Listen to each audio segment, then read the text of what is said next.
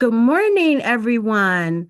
I'm so glad that you are able to join us today. Welcome. My name is Veronica Purcell Crosby, and I am with the Cash Campaign of Maryland, and I'm the Director of Financial Education and Capability. Welcome to the 10th Annual Financial Education Summit. Our theme, The Next 10, Building Smarter Financial Communities. I'm so glad that you're able to join us. If this is your first day with us, welcome. If this is your second day with us, then welcome again. And I see your name. There you go. Hey, Next girl. slide. So just to let you know a little bit about the Cash Campaign of Maryland, CASH stands for Creating Asset Savings and Hope. And our mission as a nonprofit organization is to promote economic advancement to low and moderate income individuals and families in Baltimore and across Maryland. Just to give you some insight about why we're here today in reference to the Financial Education Summit, it is being held so that we can bring together educators, researchers, and community leaders that offer financial education, not only in the state of Maryland, but across the country, so that we can come together and navigate up-to-date research, best practices, and insights into the financial education field.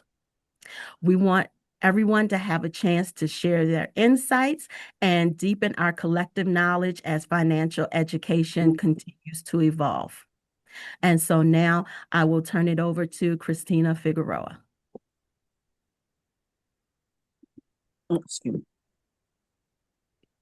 Thank you very much, Veronica.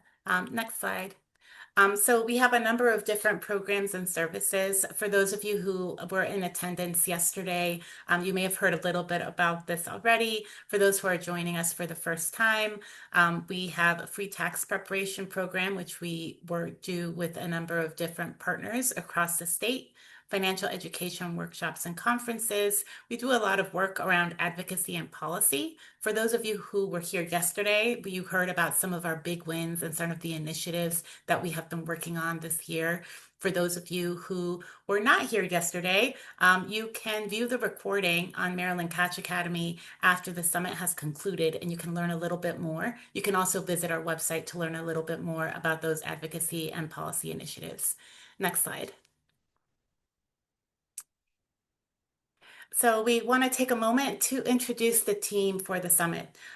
Apologies for those who were in attendance yesterday, but for those who were not, we want to make sure that you know who you will be hearing from today.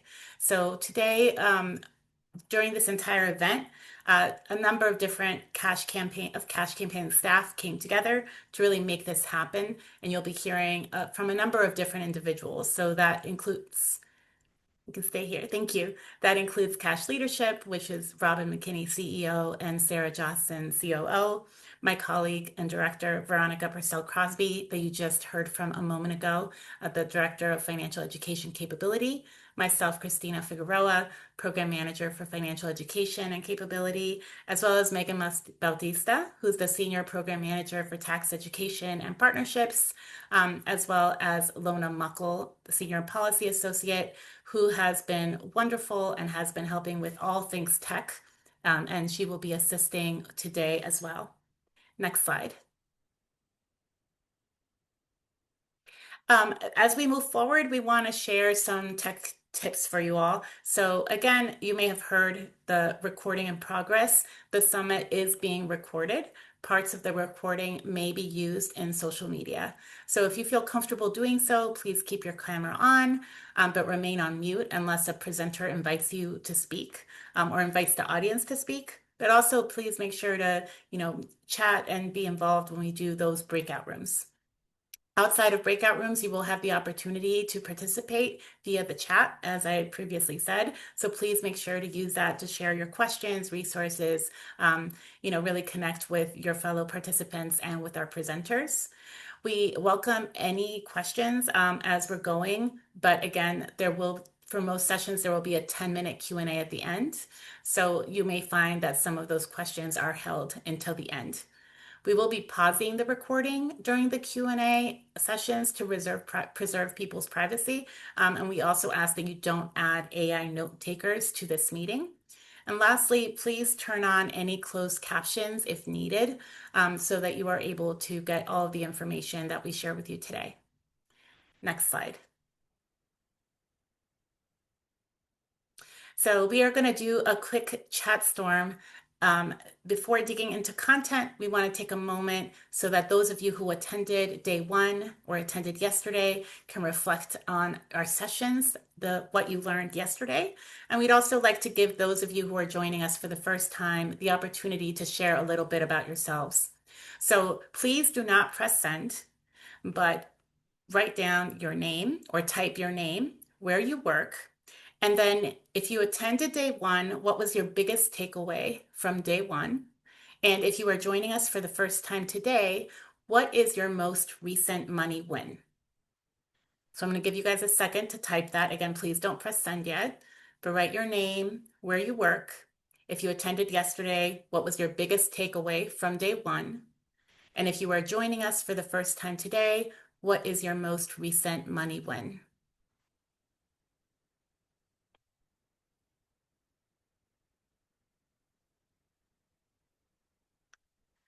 All right, please press send.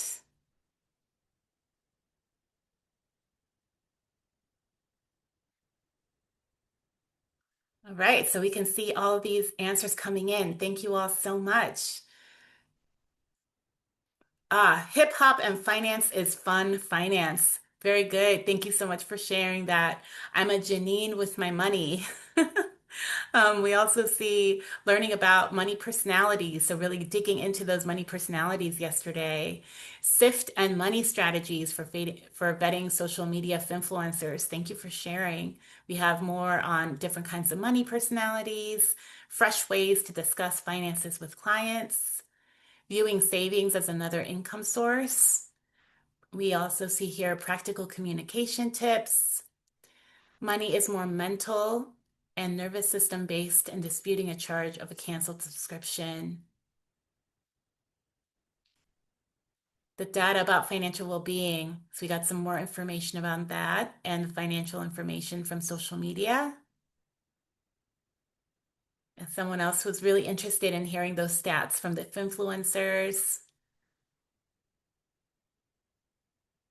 The significance and importance of psychology on the impact of experiences of trauma and how we make financial decisions and coaching.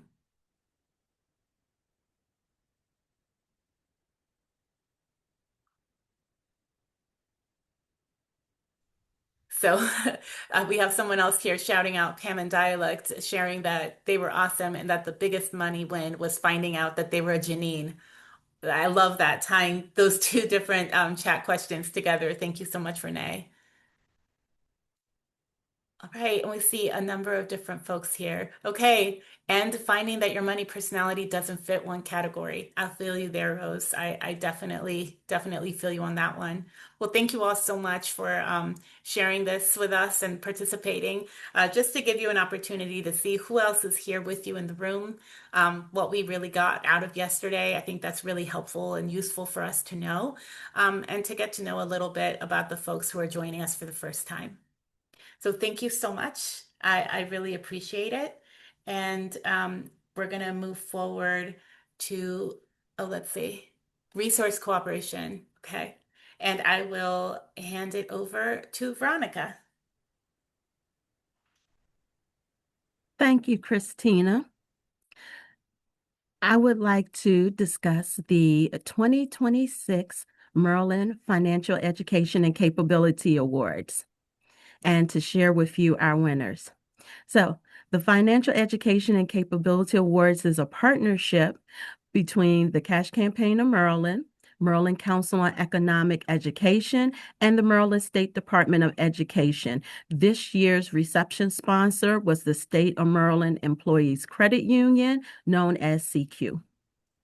Next slide.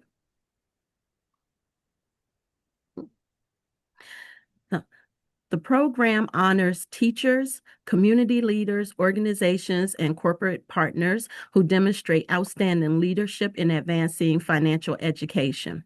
The ceremony raises awareness among legislators and the public about the importance of financial capability and recognizes exemplary contributions across the state. Each winner received a certificate, and with the exception of the corporate partner, $1,000 in cash. Private funds are raised each year to support the awards. Honorees are recognized during a formal ceremony in Annapolis and on the floor of the Maryland General Assembly. Next slide.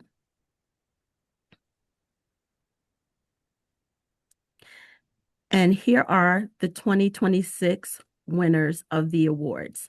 For Elementary School Teacher Award, Emma McCleary, Andrea Speaks.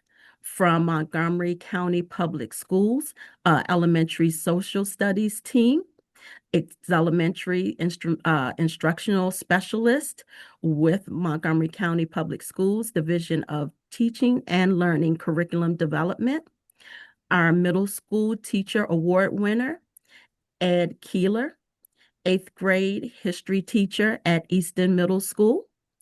Our High School Teacher Award winner, Stephen Metzger, Business Technology at Arundel High School. Next slide.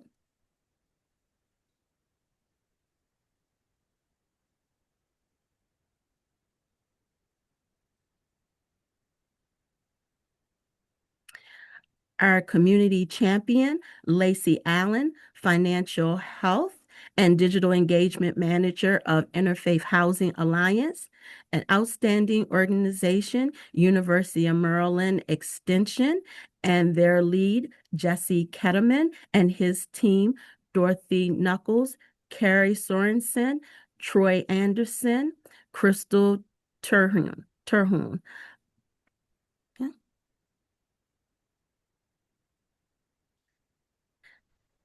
Also, our corporate partner who won the Sheldon K. Kaplis Award for Outstanding Corporate Partner, Aberdeen Proving Ground Federal Credit Union. So please give all of our winners a round of applause.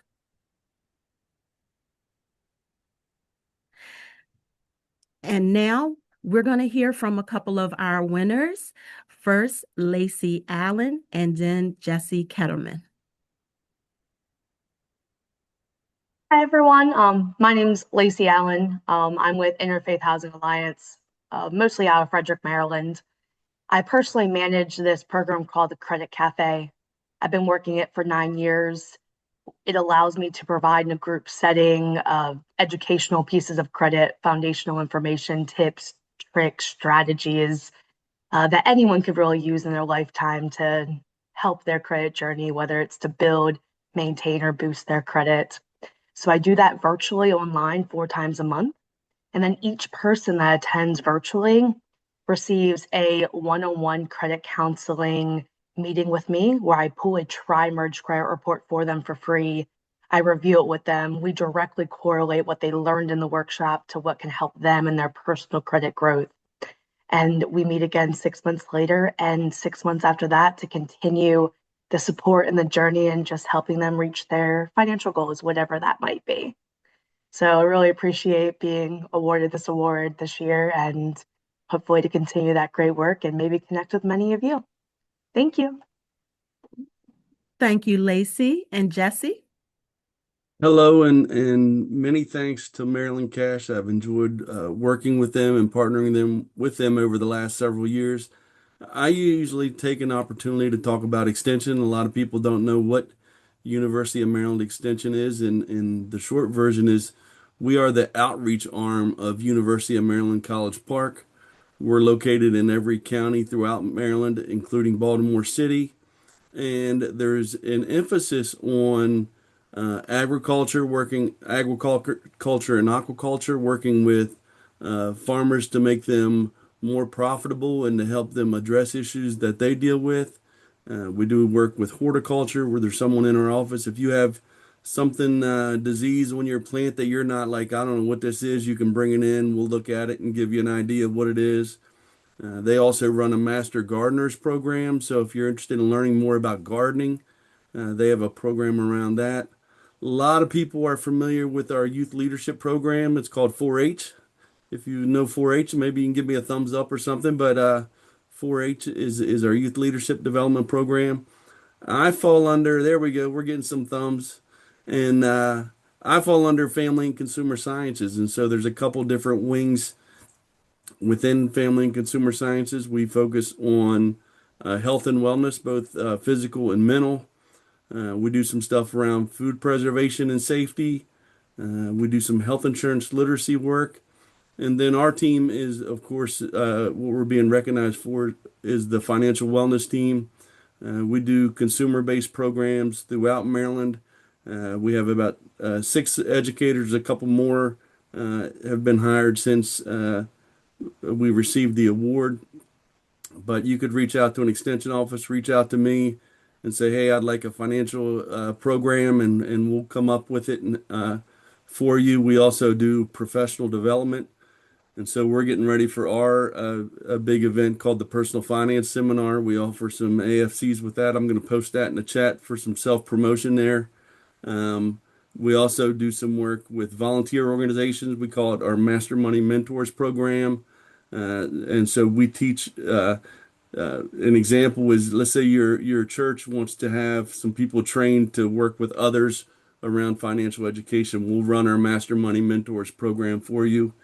We work with social workers and human service providers with a program called Your Money, Your Goals. But again, we essentially, if someone comes to us and says, we'd like a financial program, we're happy to do it, happy to provide. So again, I thank you for the opportunity to share a few words, and I'll just put a couple posts in the chat so people can increase their knowledge of what we do within Extension. So thank you, Veronica. Thank you. Thank you, Lacey and Jesse, for sharing the work that you do out in the community and across the state of Maryland. I would like to thank everyone who submitted nominations for the awards. The awards are annual, so look out for the nomination applications. And again, congratulations to this year's winners. We salute you for your fantastic work that you're doing in the state of Maryland. And now I'm going to turn it over to Megan Bautista. Good morning, everybody. Thank you, Veronica, and thanks everyone for coming today. We are so excited. I am actually thrilled to introduce our next speaker, Sydni Fomas. I had the privilege of hearing Sydni speak last November at a webinar that was hosted by the University of Maryland School of Social Work in their Financial Social Work Initiative program, where she presented about neurodivergence in financial behavior, and it absolutely rocked my world. So just the other day, I was teaching a tax ed class over at Impact Hub on self-employment taxes. And at the end of the class, one of the participants approached me and he mentioned that he identified as neurodivergent and he wanted to know if I had any suggestions for how to track his business expenses. And I felt so grateful to have just attended Sydni's presentation and had all of her words in the back of my mind because I was able to connect with him, affirm him, and support him at that time. And I think, maybe otherwise he might not always feel that way in financial service settings. So we have a really unique opportunity here, and it was really powerful for me, and I think it'll be really powerful for you all as well. And Sydni's presentation to us today is titled Niff-ty Finance and Neuroinclusive Framework for Financial Education and Coaching, which is something that is increasingly important, as we all know. So you all are in for a real treat today. A bit about our speaker. Sydni Fomas is a fifth-year PhD candidate in marketing at the University of Arizona, who last I checked is ABD, so congrats on that, Sydni. Sydni's research investigates how consumers navigate complex marketplace environments and how these experiences shape their well-being. She is particularly interested in work with both theoretical and practical relevance, exploring how marketplaces can foster financial wellness, enhance accessibility, and promote inclusion. Her research has been recognized with the AMA Marketing and Society Special Interest Group Doctoral Scholarship Award and several competitive research grants. Her work has appeared in the Journal of the Association for Consumer Research and Current Opinion in Psychology. So with that, I am pleased to introduce and pass the mic to Sydni. Take it away. Good morning, everybody. I'm very excited to share this presentation with you all today. I'm going to go ahead and get my slides up and make sure I can see everybody's faces. So the way that I work best is through interaction. I love it when people are actively interacting with me and commenting if something's landing, if it's not landing. By all means, feel free to chime in at any point. This is by no means a comprehensive sort of presentation about being neuroinclusive, but it is a very broad overview of the ways that this can impact financial decisions and impact financial well-being. And I am hopeful that I can hear a little bit more from your experiences as well, and what you think are some challenges that you're facing that might relate to this, but also where you find this in your own life. And so my hope is by the end of this presentation that you yourself also agree, oh, I'm neurodiverse, maybe not neurodivergent, but neurodiverse. And I'll explain a little bit more about what I mean by that. So thank you to Cash of Maryland, Cash Campaign. I really do appreciate having this forum to share a lot of this really powerful and empowering work. But also just to have this forum to share my own lived experience. So I myself am neurodivergent. I have ADHD. And so I'm neurospicy, as one of my good friends likes to describe it. But I think it in many ways is not a deficit. I don't see this as a bad thing. It gives a lot of really cool perspectives on the world.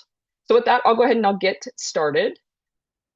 So I again want to kind of share like why neurodiversity. As I mentioned, I'm neurodivergent, and I have a good friend that I've been working on this framework with, and he had asked me if there was any sort of research in an academic space on ADHD and making financial decisions, financial planning, and I said honestly I can't find any. But that's interesting you bring it up because I was recently diagnosed with ADHD.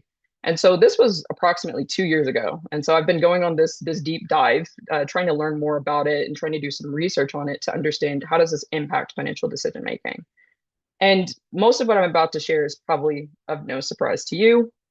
The way our financial systems are set up, it's structured around a very singular approach. There's budgeting, planning, and savings, and it tends to look one way.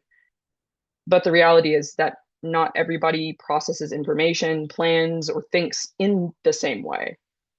And having these different styles, these different approaches to the world and the ways that we see the world can have some unique challenges, but it also brings a lot of unique strengths. So I want to level set in what I mean by neurodiversity. I'm intentional when I use this term neurodiversity and not neurodivergence, because neurodiversity just reflects this reality that we all experience and interact with the world around us in different ways. And that we all have a different sort of lens. The way that we process information or how we manage our own emotions looks different than the people around us. So first, I want to kind of explain a little bit about how can neurodiversity be impacted? How does the way we process and think about the world, what can shape that? Well, first, our financial experiences. If we grew up relatively low income, that might change the way that we process thoughts about money or the ways that we make financial decisions. Also, our upbringing has a large influence on it. I've had the privilege in my research to actually sit down with people, with their parents, with their children, and have conversations with them to understand where do these patterns kind of transfer across generations. And a lot of the way that we think about our money is influenced by the people around us. It's very social in that way. It's also influenced by our culture.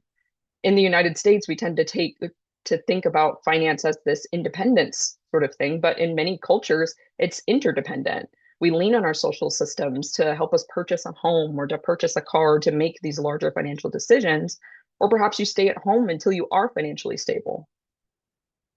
Things like gender norms can also impact the way that we make our financial decisions. If you're gendered to be more feminine and to think that, oh, it's my job to stay at home and to not be the breadwinner, that also can impact the way we think about our financial independence and what decisions we think are appropriate for ourselves versus more masculine gender norms.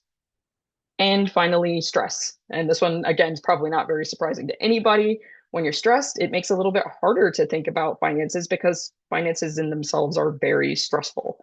So feel free to chime in the chat or come off of mute to share any ways that you think any of these aspects have changed the way you think about money or the way that you plan around money. Did you grow up around family that taught you about money in a certain way, or did you not talk about money growing up? I know some of you mentioned that you had gone to the talk about financial trauma and how that impacts your financial decisions, and that's also an area of interest for me too. So I'm curious a little bit about what your experiences are with this. So feel free to put it in the chat or to come off of mute as I continue to go through this presentation, if any of this is resonating with you.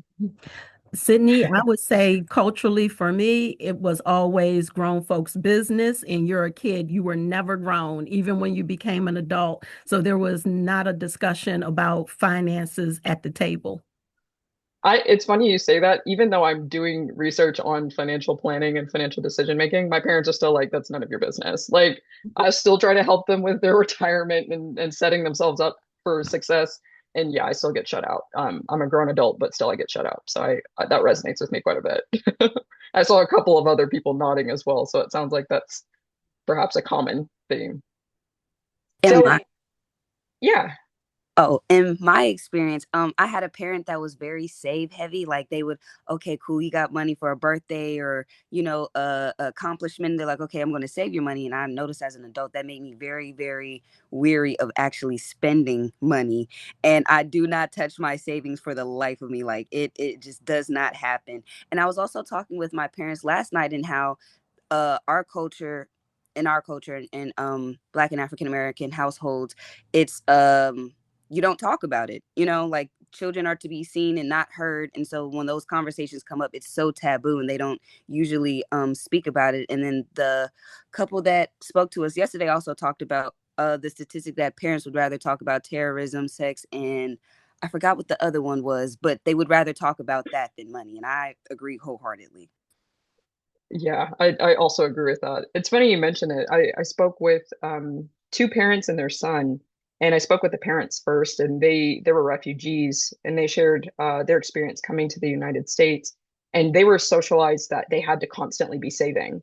And it's funny because their son was first generation living in the US, wasn't really familiar with, being an immigrant in any way, was very much culturally American and still like deeply rooted sort of fear around if I'm not saving, I'm not okay.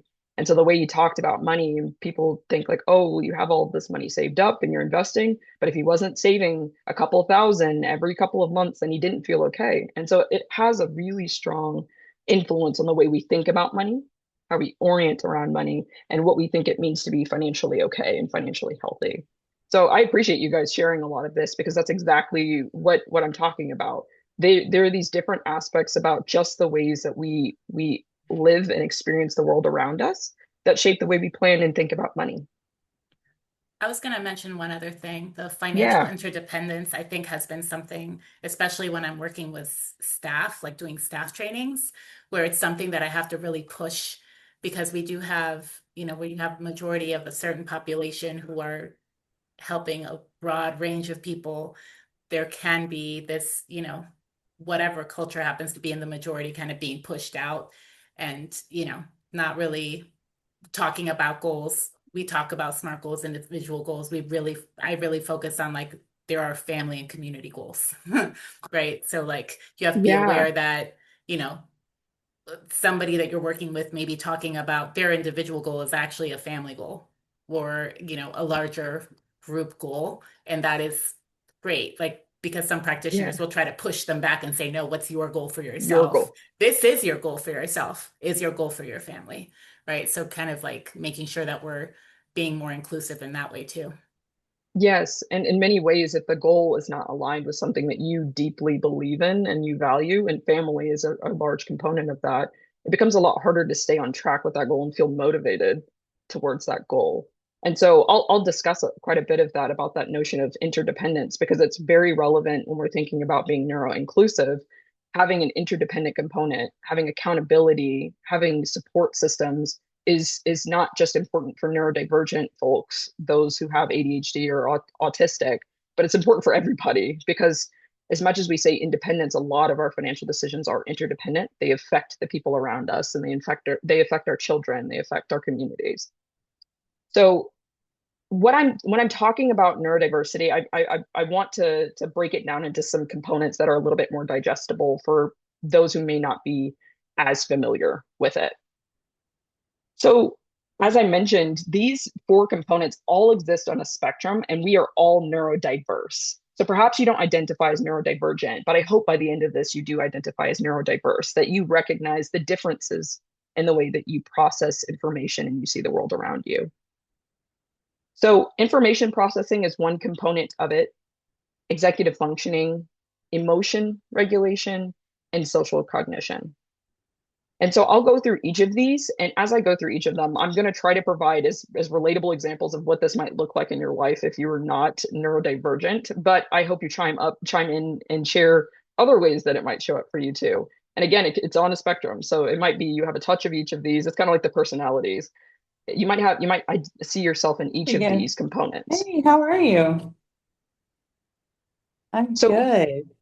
first, coming with information processing, this gets at the component of everyone senses the world around us differently.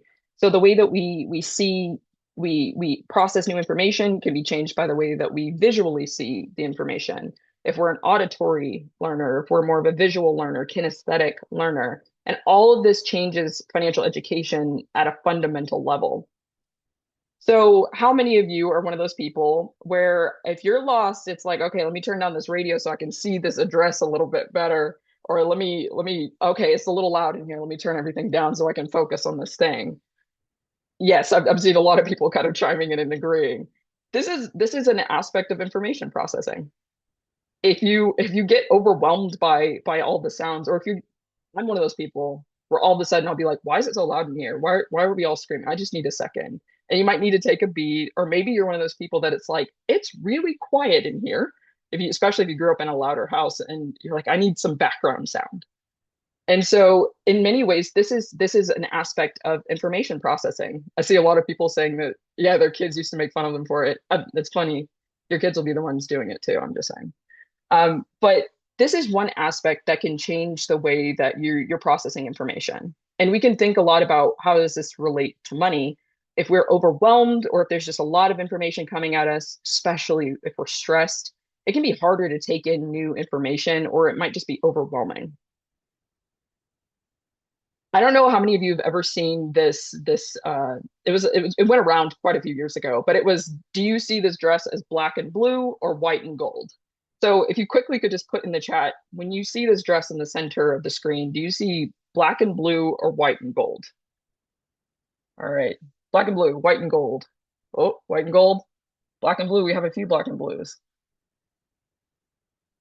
How many of you are like, I can't see the other color? I right now, for the life of me, cannot see white and gold. But if you get me on like a good day, on like a Tuesday at noon, I'll see the white and gold.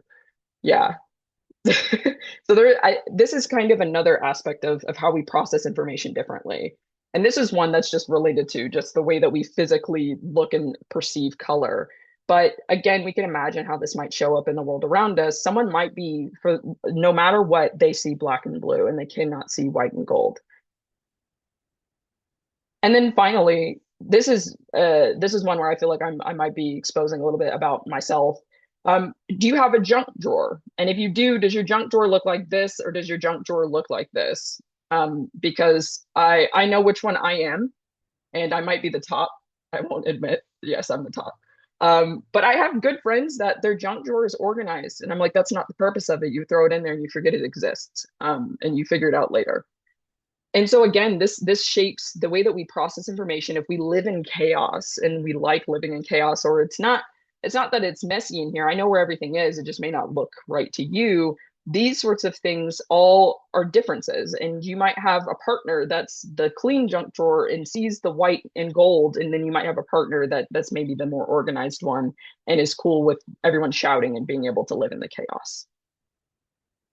So if we think about this from a finance perspective, this has a lot of implications for the ways that we think about financial planning. Perhaps somebody's really good at spotting errors when they're looking at their finances, or they're really privy to saying like, that's a scam, don't listen to that. But they might get really overwhelmed when they have too many choices or there's too much information. Some people avoid going in person because it's overstimulating or it's chaotic, or it's just not the sort of format that they would prefer to engage with somebody to learn about their finances. Perhaps they're online, or they prefer an email or a phone call. And Same thing if you're a kinesthetic learner, if you're a visual learner, an auditory learner, these all change the way that like somebody is most beneficially going to engage in conversations around finance. And so there are probably other ways that you can think of that this shows up. Some people may not necessarily have the Excel spreadsheet of everything listed for their finances. And perhaps they're more of a, well, I kind of have a mental account. I kind of know what's happening. And for some people, they can't live like that. They have to have it all written down and they need to be able to follow it. And neither one is right or wrong. It just says a lot about what's going to work best for this person to be able to reach their goals and to be able to idealize what it is that they want to do. So if we move on to executive functioning, if you're familiar with this term, it has a lot to do with how do you think and plan towards the future? Are you able to set goals and orient towards the future in a very linear way, or are you somebody that it's very difficult for you to plan it all out because it becomes overwhelming? So if we were to think about this as a roadmap, for some people, it may look like I just go straight from left to right on a road. But for other people, they might struggle with even getting started, especially if you are neurodivergent, you have ADHD, or you're autistic, you might actually struggle with getting the thing started. I know I need to pay my bills, but that just sounds so overwhelming. I don't even want to look at it. And so you don't even get started. For some people, you might get distracted. Maybe you do have the intention, you get started, and then you get distracted by something else. Oh, wait, I was supposed to call that person back, and then you get sidetracked. Perhaps it looks like I know I need to plan for retirement, but I have no idea how to get to A to B. And so I don't know how to actually plan it, how to organize what I need to do. It can look like time blindness. And if you're not familiar with that term, that means that you just get lost in one particular component that you're working on. So maybe I do want to plan for retirement, or maybe I do want to think about how do I become debt free. And then you fall down a rabbit hole and you start reading really deeply about one thing, but you never actually get started on it. Or perhaps it looks like you're really closely focused on details. And in many ways that can be very helpful, but it also can also lead to sidetracks. And then finally, there's some people who love routine and they do it the same way every time. My mama did it this way. My dad did it this way. This is the way I do it. And you cannot change me for the life of me to shift away from this. And so that's what executive functioning is how do you get from A to B?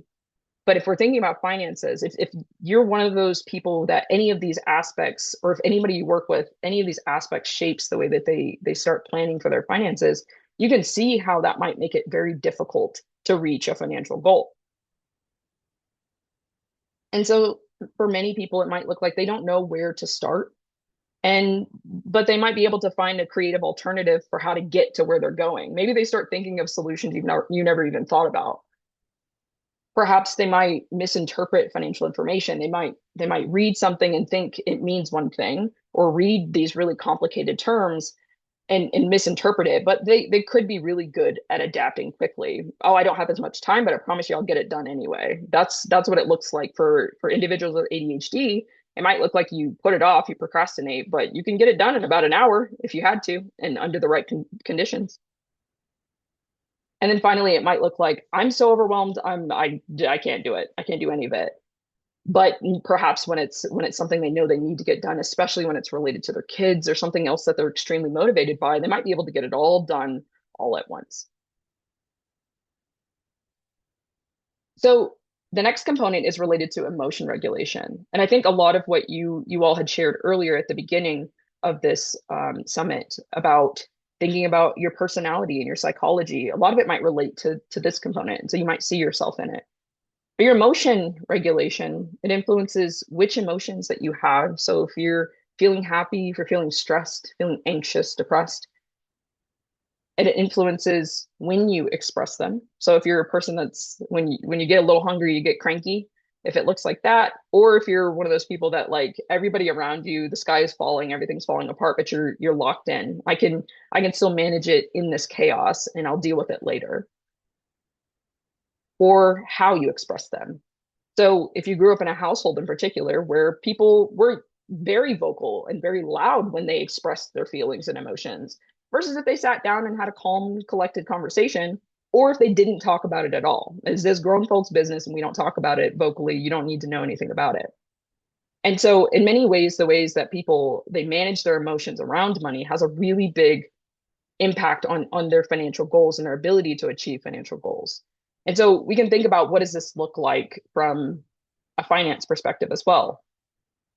Well, it might mean, okay, I'm an internal person. I don't really let it show on my face, but you could be really stressed and you could be dealing with quite a bit and not know it. Perhaps your partner is one of those people. And so maybe there's a lot of financial stress that they're experiencing, but they've not yet vocalized it to you. It also might look like you're really emotionally sensitive. So if you are the type of person where if someone says the wrong thing to you and you do find yourself feeling like, ouch, that hurt, or if you are a stressor, you're a worrier, and your partner is cool, calm, and collected, or if you're really perceptive to how other people feel, if you're very dynamic in the ways that you express your emotions, or if you avoid difficult emotions. So a huge range of ways that this can show up. But for money, what does it mean? Well, it might show up like, I had a hard day. I'm going to treat myself. I'm going to buy that thing for myself today because I had a hard day and I deserve this. But you also could be really motivated by goals that align with your values and what you really strongly believe in. It also might mean that if I'm really perceptive to the people around me, I might be a helper. I might find myself oriented to helping other people financially. And it could mean that I really struggle with asking for help, even though I might need it, because I might feel embarrassed by it, or I'm afraid of how they might respond.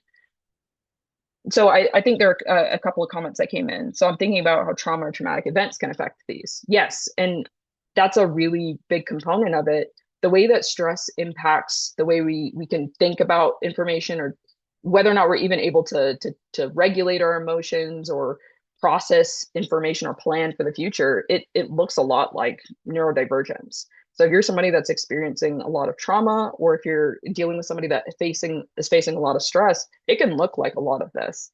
And that can happen to anybody at any point in time. So I'll pause here and just see, how does this resonate for any of you? Or does this show up in any ways with the people that you're working with or in your own life, either emotionally, or if we're thinking about planning, and maybe some of the challenges with the people that you're working with or in your own life that you've experienced? I know for me, I'm the type of person that I'll not panic, but I'm more likely to be worried about something that my partner will be like, yeah, no, I'm fine. That's cool. And so that can create some friction if you're like, no, but we need to be stressed about this right now. And they're like, we're good. I promise you we're good. And so even that can cause some tension. And I mean, it's no surprise that it's one of the number one reasons for divorce is about finances. And it can look like just having a different lens and looking at money. Any questions so far with what I've talked about? So quite often I've heard that your emotions dictate your financial decisions, but if you can compartmentalize, you may be better off. Interesting. I think in many ways being able to acknowledge, oh, I'm feeling stressed and that's where it's coming from, can be very powerful. But also finding ways to still acknowledge the feeling without dismissing it is really important, because you wouldn't want to compartmentalize it so much that it then bubbles up in a different way. And I'll share in some of the interviews that I'd done with people, I had spoken to them and they'd become the person that they just took care of everything, but it was weighing on them significantly. And in some of my interviews, the people I'd spoken with had shared, well, I'd thought about ending my life over this. And so that's what it can look like if it gets to the point where we're not able to have the social support to lean on other people, or if we're not able to kind of acknowledge these feelings and share what it looks like in our lives. Hey, Sydney. I really identify with the, I manage all my family finances, my husband and mine, and I work with families to figure theirs out, and sometimes I'm like, it just becomes so much, for me. And I like to have everything just right. But the other thing I wanted to mention and respond to is you talked about treating yourself. Like that's an ongoing, conversation that I have with families. And sometimes, I'm like, stop treating yourself. You only treat yourself once a week, but we've had conversations about what does that actually mean? And just and trying to Yeah. acknowledge, like, yeah, you need to do things nice for yourself, but then how does that align with your goal not to Yeah. spend more than you have? So I when you said that, treating yourself, I keep saying I want to get a t-shirt made that says stop treating yourself, but now I think I need to change it a little bit, like once in a while you can treat yourself or something.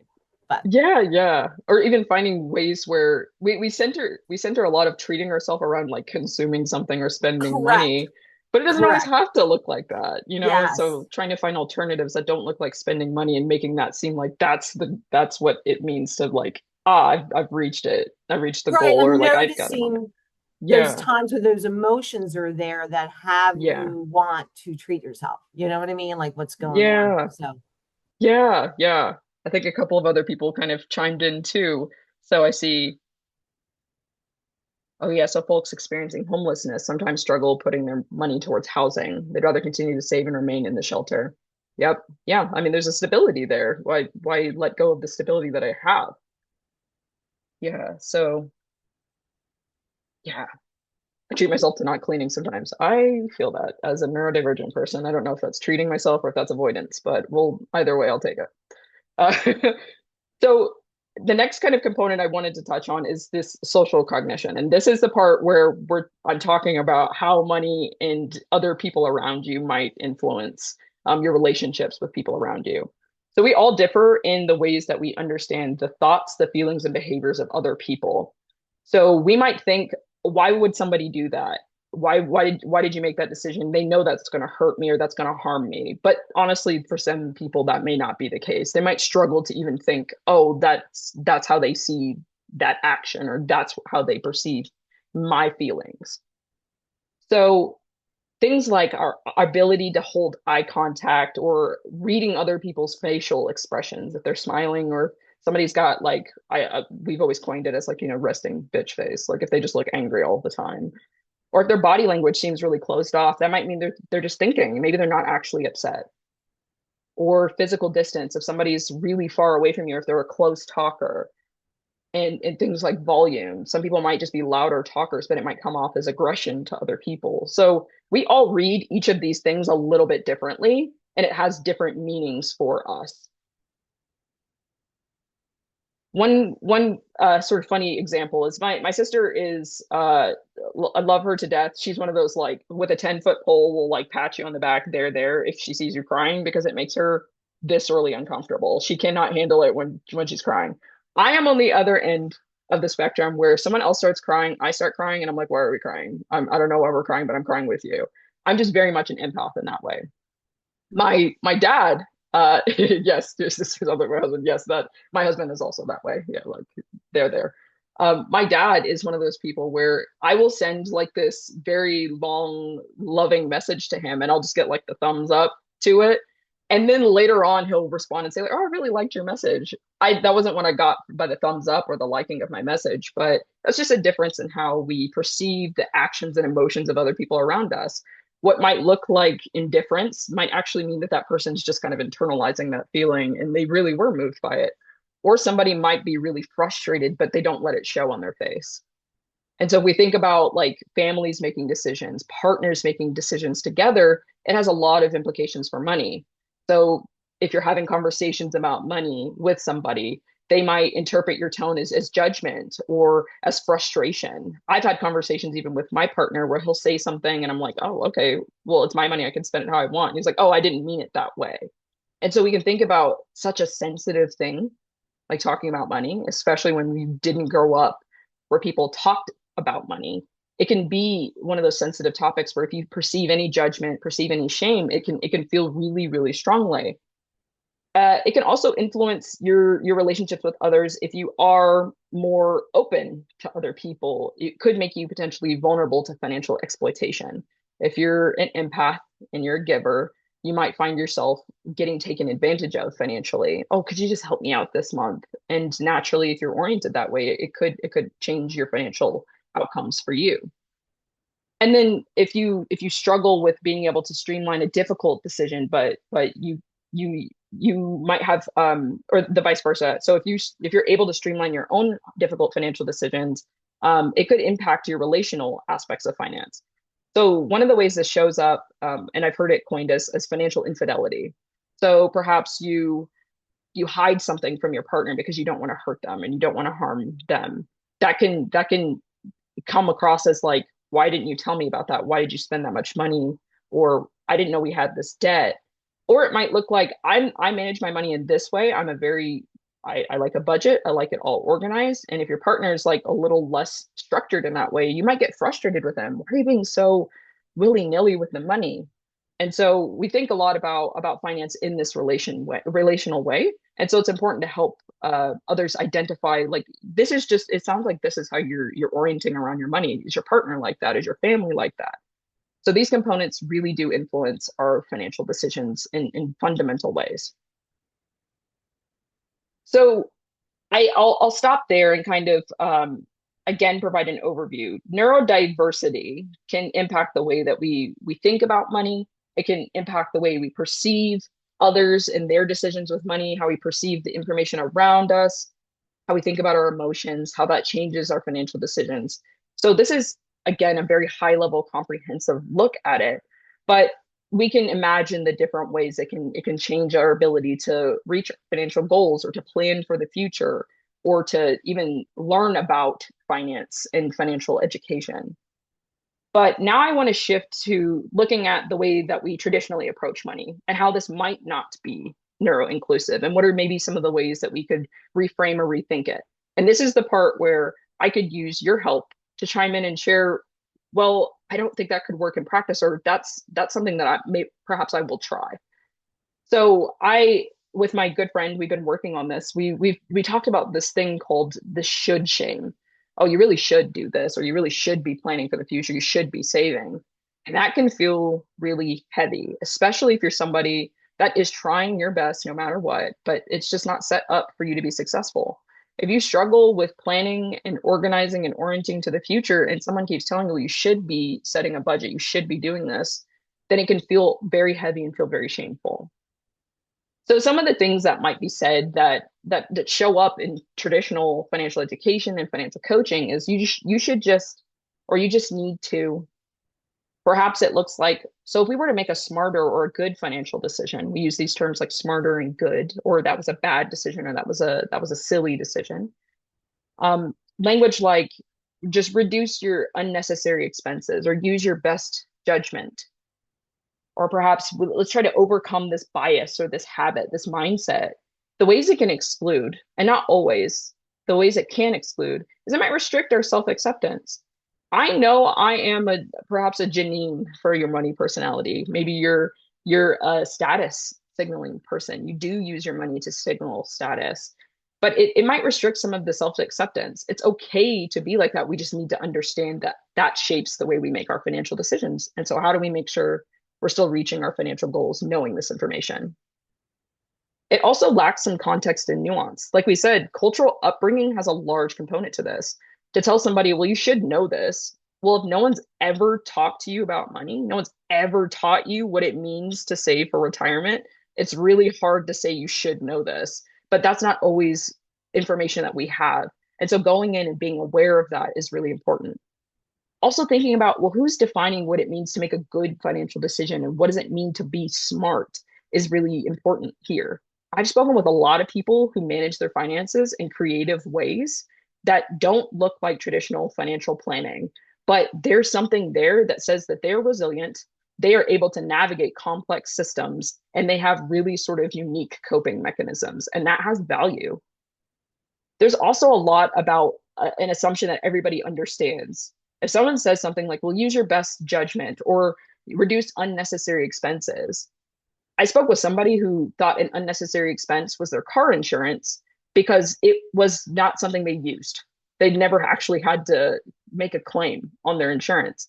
So when we say things like reduce unnecessary expenses, it's important to be really clear about, well, what do you find necessary? What fundamentally are you interested in protecting? What do you value? And then we can work backwards. And then finally, and the most important component is to avoid trying to reframe this barrier to somebody achieving their financial goals as a conscious decision that they're making. I'm pretty certain most people would want to be financially healthy and financially well and to feel great about their finances. and I don't think that they're actively making a decision. I would like to wake up really stressed about my finances today. So I'm going to think of what are the worst things I could do. I think it really is important to think about it as what's stopping me from doing it. And I'm not going to frame this as you've made this active decision, but what is stopping it? And let's identify that and try to help figure out what could help you reach the goals you care about. So I see a lot of people like chiming in and that this resonates with them, and this notion of should shame. And so thinking about some of the legacy language that perhaps you've used or you've heard, or that other people that you've spoken with have said, like, oh, I'm supposed to do this or I should do this, is really important when we approach financial coaching and financial education. So I suggest that we all have different brains. So perhaps there's not a one size fits all approach every time. Maybe it means that we need to have a different approach.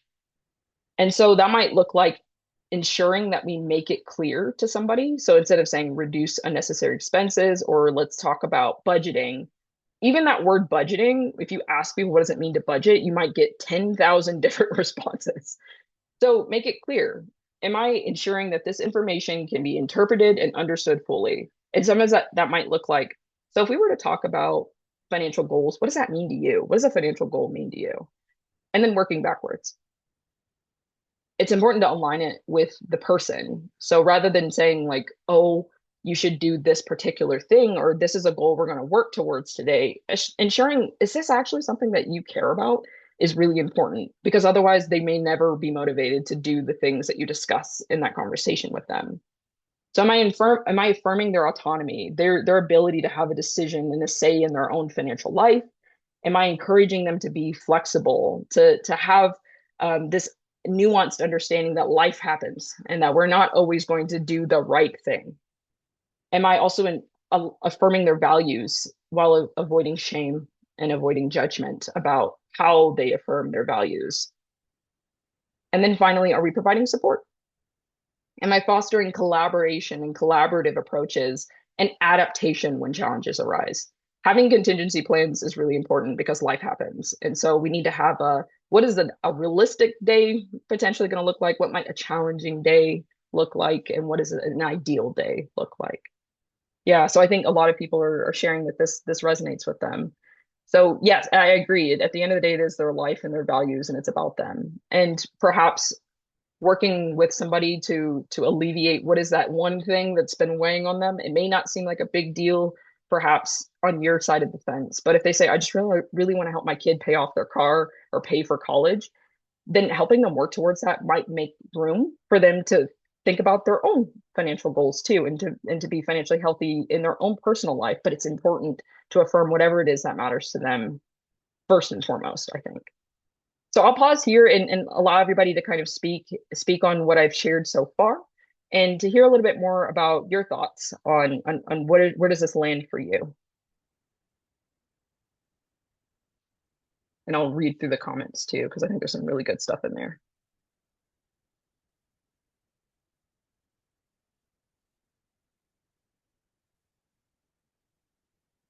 What are some perhaps financial goals or challenges that the individuals you've worked with have been facing that don't look like the traditional financial goal, like, being debt free or, improving credit score or something like that? Open up all my mail. I feel that. One of the challenges that I've had with a young person who is neurodivergent and she was looking for resources is that she was sharing with me she can save, like she has no problem with saving, but her issue is that impulse control when something she sees that she wants, and that she'll blow everything that she saved in order to get it. And so I'm trying to figure out how to be able to help individuals who are in that same boat, because it's sort of like you can't help it, but at the same time it's like, oh my goodness, they saved and they worked so hard, and then in one swoop it can be gone. Yeah. I think that's a tough one, because it's very aligned with being a neurodivergent person, but it's also real. It's a very real life thing. You see a thing and you're like, "Ooh, that's nice," and you're not thinking about the fact that you said you were going to save X money or you weren't going to spend any money when you're seeing that many times. And so I really think it's important to have, like, when working with people, to think about, like, when those days show up, what can happen, what can be done, how do we set up so that you can still have those moments, you can still, treat yourself, but where it doesn't look like treating yourself all the time at the expense of your whatever it is that you care about, and stability, being financially stable, but also helping them reflect on that decision too, I think is really important. Holding themselves accountable, like, is this actually something that's helping me move towards my goals? Is this something I fundamentally care about? And then having compassion, I think, is really, really important, because that's life. And it's not always going to look so linear. Yeah.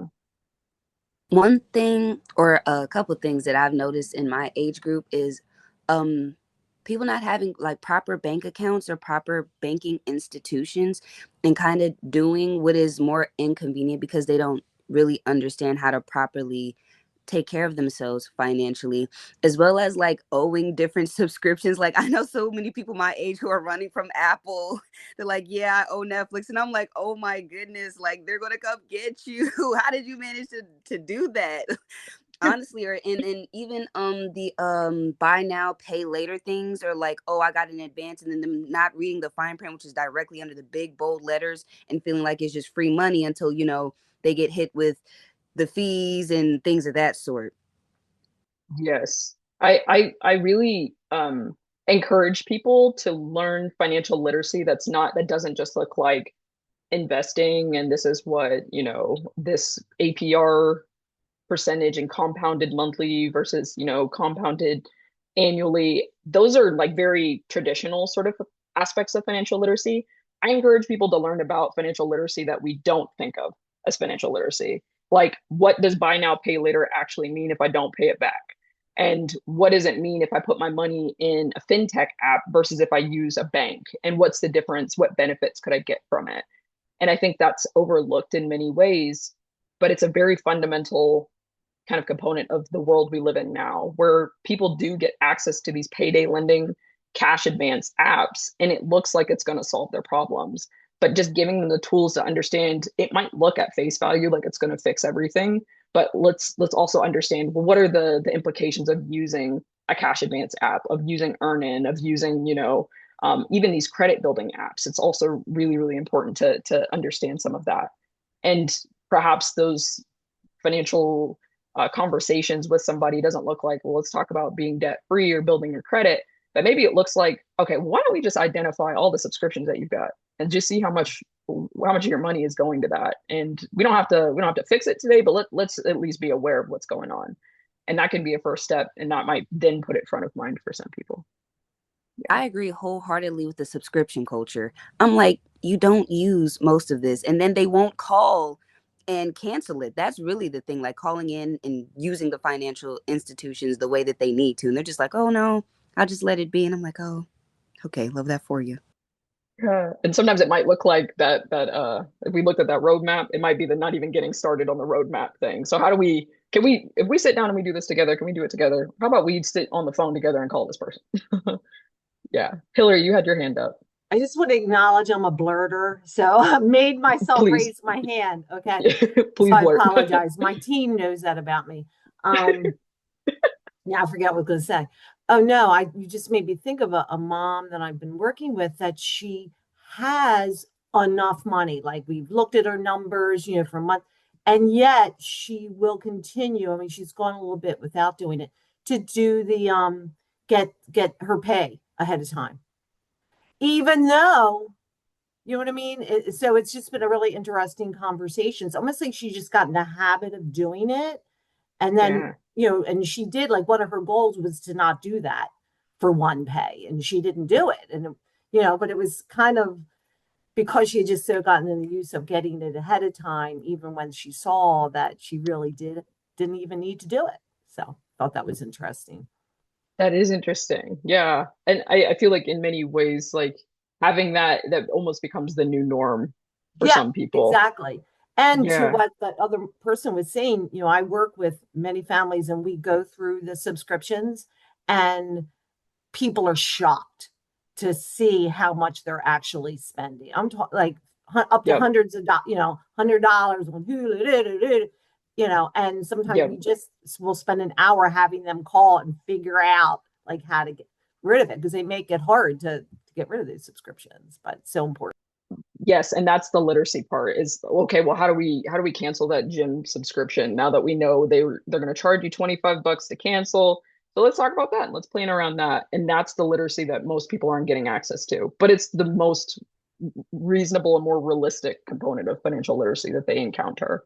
And also Yeah. talking about signing up for it at all. So like Yes. when we teach these classes, we do talk about not just how hard is it to cancel, but before you even sign up for anything, like Yes. understanding that what are you getting yourself into? How potentially difficult will it be for these things to happen? What are you actually signing up for as you go forward, right? Yeah. And I think for many people, that hindsight 2020, like having that information in front of mind, even if they still make the decision, say, Hmm. oh, well, now we're talking about canceling it. Do you remember our conversation before where we talked about, how difficult it might be to cancel? So I think we might be encountering that. So, Hmm. and just again, drawing back to that information, that literacy that they gained to begin without it being judgmental or shameful, but just saying like, so if we go back to the conversation we talked about, this is what it looks like. And that's frustrating, but that's the system we live in. So let's identify what can we do. Yeah. And I think a lot of what you guys are talking about is the part that I get frustrated when I talk to some people because they're like, well, but it's about retirement or building credit. And I'm like, but there are so many other aspects that get in between that and being able to build credit. And it looks like, using these apps or signing up for subscriptions and that sort of thing. Let me just read through the chat really quick. I use Amazon 4 months every year and then canceled in January, start in September and January 1st. That right there, that's what I'm saying. That is the financial literacy, many ways. Some people have learned how to game the system. And I honestly I game recognize game. They're making money in a very strategic way. So when people can find ways to kind of game it, I always get really entertained. So I'll move on to the next sort of components, which is breaking down each of these a little bit further. So if we were to make it clear, this looks like when you're talking to somebody, you can use plain language or visual summaries. So if you're talking about subscriptions and we can actually pull up the terms of that subscription plan and what does it mean to cancel, we can sit and kind of quickly go through that fine print and then give them the tools to be able to do it on their end. It looks like communicating with them through multiple modes. If you've shared the information in a written format, maybe you also summarize it verbally. Try to reduce some of the mental work. And so that could look like what if we just sat down and we tackled these subscriptions? Let's just talk about which subscriptions are you aware of that you are signed up for? And rather than just saying like, why don't you look through all of them? Like, let's sit down and do this thing that has been getting in the way and rubbing you the wrong way. Let's sit down and do it together. It can look like being flexible. So they may have a lot of subscriptions or they may use these, pay advance sort of apps constantly. And rather than trying to create friction, let's try to identify, can we still keep this and perhaps change something else since it seems like it's very important for you? Normalize the emotional responses. I just had a rough week and I needed to treat myself. I'm going to be honest. I saw that bag. I liked it. I bought it. I know. Normalize it. I get it. Me too. I've been there before too. But how does that change your goals? Did that help support your goals or did that get in the way of your goals? Let's just sit down for a second and let's have a conversation about that. And in many ways, having somebody sit and reflect on it without judgment, without shame, can be way more motivating than saying, well, you shouldn't have done that. Why did you do that? And then thinking about like how are we interacting with people? Some people they don't have the time. Perhaps we can find a way to be more, brevity is key for some people. For some people, they actually want to sit and have a more in-depth conversation. So is there a way to acknowledge that and honor that? Yeah. So Megan chimed in incorporating scaffolding. Yeah, and tax education to make sure that what I'm talking about is clear. And I think in a context like taxes, it's really important to try to find if I were to use a metaphor, how could I convey this same thing to ensure people are aware of what's happening? And that's the literacy some people aren't really getting. So if we were to align it with the person, This looks like using nonviolent, non-judgmental language. And so being very cautious of using shoulds or why is a really important component.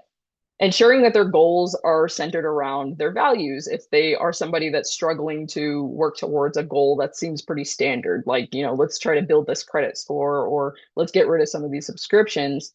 Well, what is your values? Well, you said that you want to pay off your car. Why do you want to pay off your car?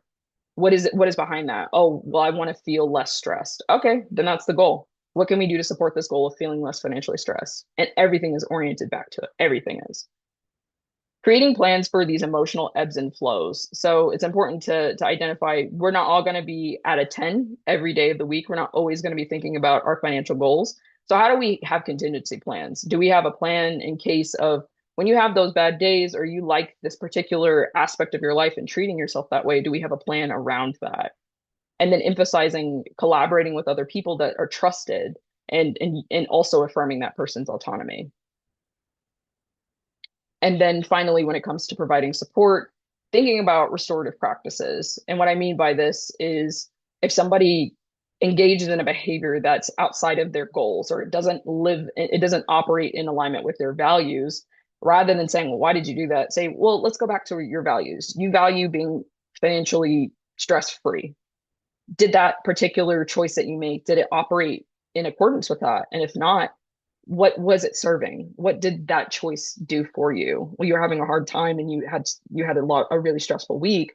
Well, can we find something else that would allow you to be able to, alleviate that feeling that you had that doesn't look out of line with your financial goals? Or even, yes, as Hilly mentioned, having a savings bucket dedicated to that contingency plan. And gather and review feedback. Going back to, we talked about your financial goal being X. Is that still something that you find yourself being really motivated by, or does it look different now? And I think this is an important sort of component. Yes, and encouraging people to give themselves grace. The shame isn't going to motivate people, but the feeling like they're doing something that aligns with who they believe they are, what they care about, that does give people motivation. And so if we were to actually put these three components in action, what does that look like? We'll try to avoid using the word why when possible. And the reason why is because why can feel very accusatory. Well, why did you do that? Why did we make this decision? And why did we feel this was a good idea? Instead, thinking about what, when, who. What feeling did you have before you made that decision? Or what was going on when you made that decision or that choice to do that thing? When do you find yourself doing this the most often? Who have you learned this from? Yes, or tell me. Oh, I love tell me. Can you tell me a little bit more about what was going on when you made this choice? Or can you tell me a little bit more about where you're understanding this from? So in practice, to make it clear, you might ask, well, what feeling do you want to experience? That could be what the goal is. What feeling do you want to experience at the end of this? Or what is one thing that would lead you to less stress about your money? Or how will you know you've reached your goal? That's a really important component. If you ask people, how do you know you've reached your goal? They might give you a feeling. Or they might say, oh, well, when my bank account reaches X, and then you can kind of explore, oh, where did you get that number from? Or what makes you feel that that's going to help you achieve your goal? Just to understand a little bit more about what does it mean. And again, that comes back to not everybody's going to understand every component in the exact same way. Aligning it with the person, well, what is most important to you as a person? And what do you find yourself prioritizing spending your money on? Is it getting your pay early? Then that's a really important component. The other component is providing support. So what has gotten in the way in the past, or what could help ensure that you're more successful next time? Or who or what could help you support this goal? It's really important to think about this relationally. Are there people around you that are preventing you or making you feel as though you have to do a certain thing, or you need to support them, even though it's not in alignment with your goals? But thinking about who is actually going to help you live in alignment with the goal. And then the third component is to kind of be creative. So this is some of what you guys have already mentioned, but I'll give you some other suggestions to think about. So reflexive listening, that looks like instead of saying why, it's what, when, who, tell me, and just kind of parroting back what they've perhaps already shared. Encourage adjustments really when possible. So it may not look one way for everybody. Perhaps they don't trust banks, and no matter how much you tell them, like, well, have you tried a credit union? They might say, well, I like putting my money in Cash App. So is there a way we could have some of your money in Cash App, but maybe we put some of it in a traditional financial institution? You know what I mean? So thinking about, are there ways to be flexible and ways to encourage them still being able to do the thing that brings them comfort or provides that sense of security that they already have, but also something else that might help prevent future trauma or future loss. It's important to break goals into stepwise tasks. And for some individuals, especially those that get really overwhelmed, being as like overly minute as possible. It might look like name the 3 subscriptions you know you have is like one step. And then it's check your bank account to see if there are any other subscriptions, trying to get as minute as possible. And so it could also mean like just sign into your bank account. Remember your credential, find your credentials to get into your bank account. You can use things like values and strengths inventories. So you might find out that they're very like resilient, or perhaps they're very motivated, very driven. But these can help motivate people to say like, oh, well, my values are these things. So I can constantly go back to that and use that to orient what direction I need to move in. You can also map out who are the people that help you support your goals, your financial goals, and perhaps who are the people that might not support your financial goal, but they're important to you. Those relationships are important to you. And how do you set boundaries around how you make financial decisions in accordance with that person? One component I think is really important is to try to create ritual and routine. What I mean by that is if their goal is I want to be able to save X amount of money, even if they cannot save the amount of money that they'd planned to do originally, maybe it looks like I put $1 in the account just to keep the habit alive. And little things like that can really be motivating to say, like, maybe I didn't do the full thing, but it's about encouraging the habit or the action rather than focusing on the what of it. And then progress mapping, actually reflecting back. So let's talk about what we've done, because you may not feel like you've done a lot, but I've been chatting with you, and we've covered quite a bit. So for the sake of time, I'm going to kind of briefly go through a little bit of how I've looked at this. So I was really curious if we were to reframe this traditional way that we've approached money and to look at it a little bit differently, how does that change the way that people make financial decisions or that they plan for their future? And so since we're running out of time, I won't play each video, but I can share these materials and ensure that you have access to it so you can see the differences between the two of them. But really what I focused was thinking about their values. If we were to orient all of these financial goals back to like what matters to you, what are your values? And I used language from another collaborator of mine. I took her financial education materials and I turned it into a video, and I just directly translated it into the video. And then I orient it more so around values. So I'll play this one. This one's a shorter one.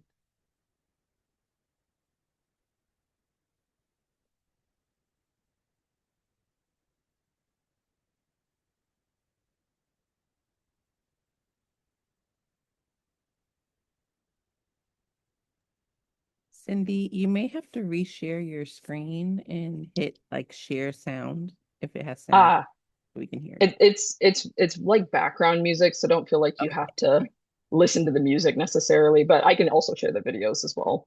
So I'll just start it here.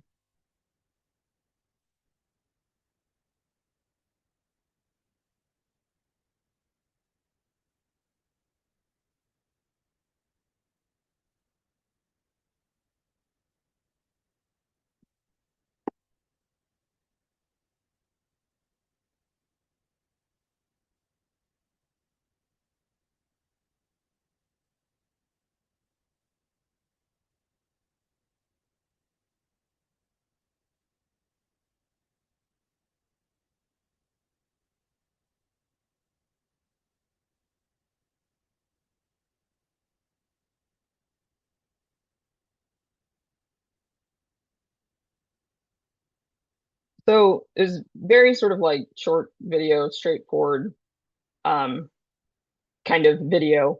But the focus was really to try to get people to question these, like, I have to work towards these very rigid things, but instead to orient it around, well, what do you care about? You prioritize your health. Well, how could your health and your focus on health show up in your finances, and how could that be a motivating decision for you? And how do you still ensure that you have budgeted towards this goal that also matters to you quite a bit? Or if you prioritize your family, how do you still ensure that you're able to support your family as it centers to your finances? So it was a very, very subtle difference between the two videos, but I found some fundamental outcomes that changed. So in the traditional sort of approach, what I found was all the responses on the whole were defensive. They were very restrictive. I can't do this. I must be like this every week. I should do this. I should not spend. It was also black and white. It was, I could never spend outside of my budget. I always had to do this particular thing. I could never treat myself. And on a scale, they were only looking at each week. When they were talking about their financial plans, they were only talking about that week. But I asked both groups of people that had seen both videos the exact same question. Those that watched the second video, the video you just saw, they thought more so in the future. It was well outside of a week. They were thinking about years in the future. I care about my education. So if I were to work back this week, what that means is I might put aside this much money to help pay for my education in the future. They had goals that didn't look like, I'm going to try to improve my credit score. I'm not going to spend any money. I'm going to save this much money.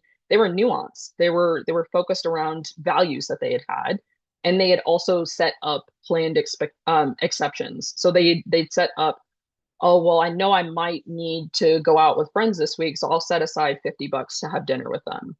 And so it's a really fun, it's a slight difference, but just reframing finance around what matters to a person, what they care about, and not having it be kind of injected with shame or judgment if it doesn't look like traditional finance, can change a lot about how they think about and they plan for their future, and that they actually plan further in the future than if we use this very rigid should, shouldn't, dumb, smart sort of language.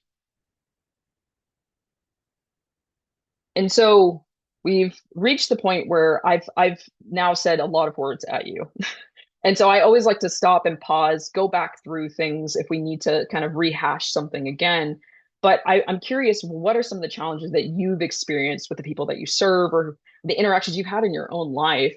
And when did something connect well, or when did it just not connect? And what challenges are you facing? Perhaps we can use this as a forum to think about, well, how could you approach it neuroinclusively, or what could be happening if we looked at it through a neuroinclusivity lens? So I will pause here, and feel free to come off of mute or to share it in the chat, just some of the things that you've experienced.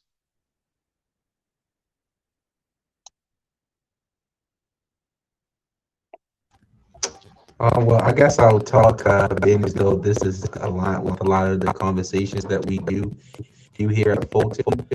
Well, let me say that I really like this session. It is really helping me a lot. That tell me, or that shouldn't, or should, we do that a lot here in banking.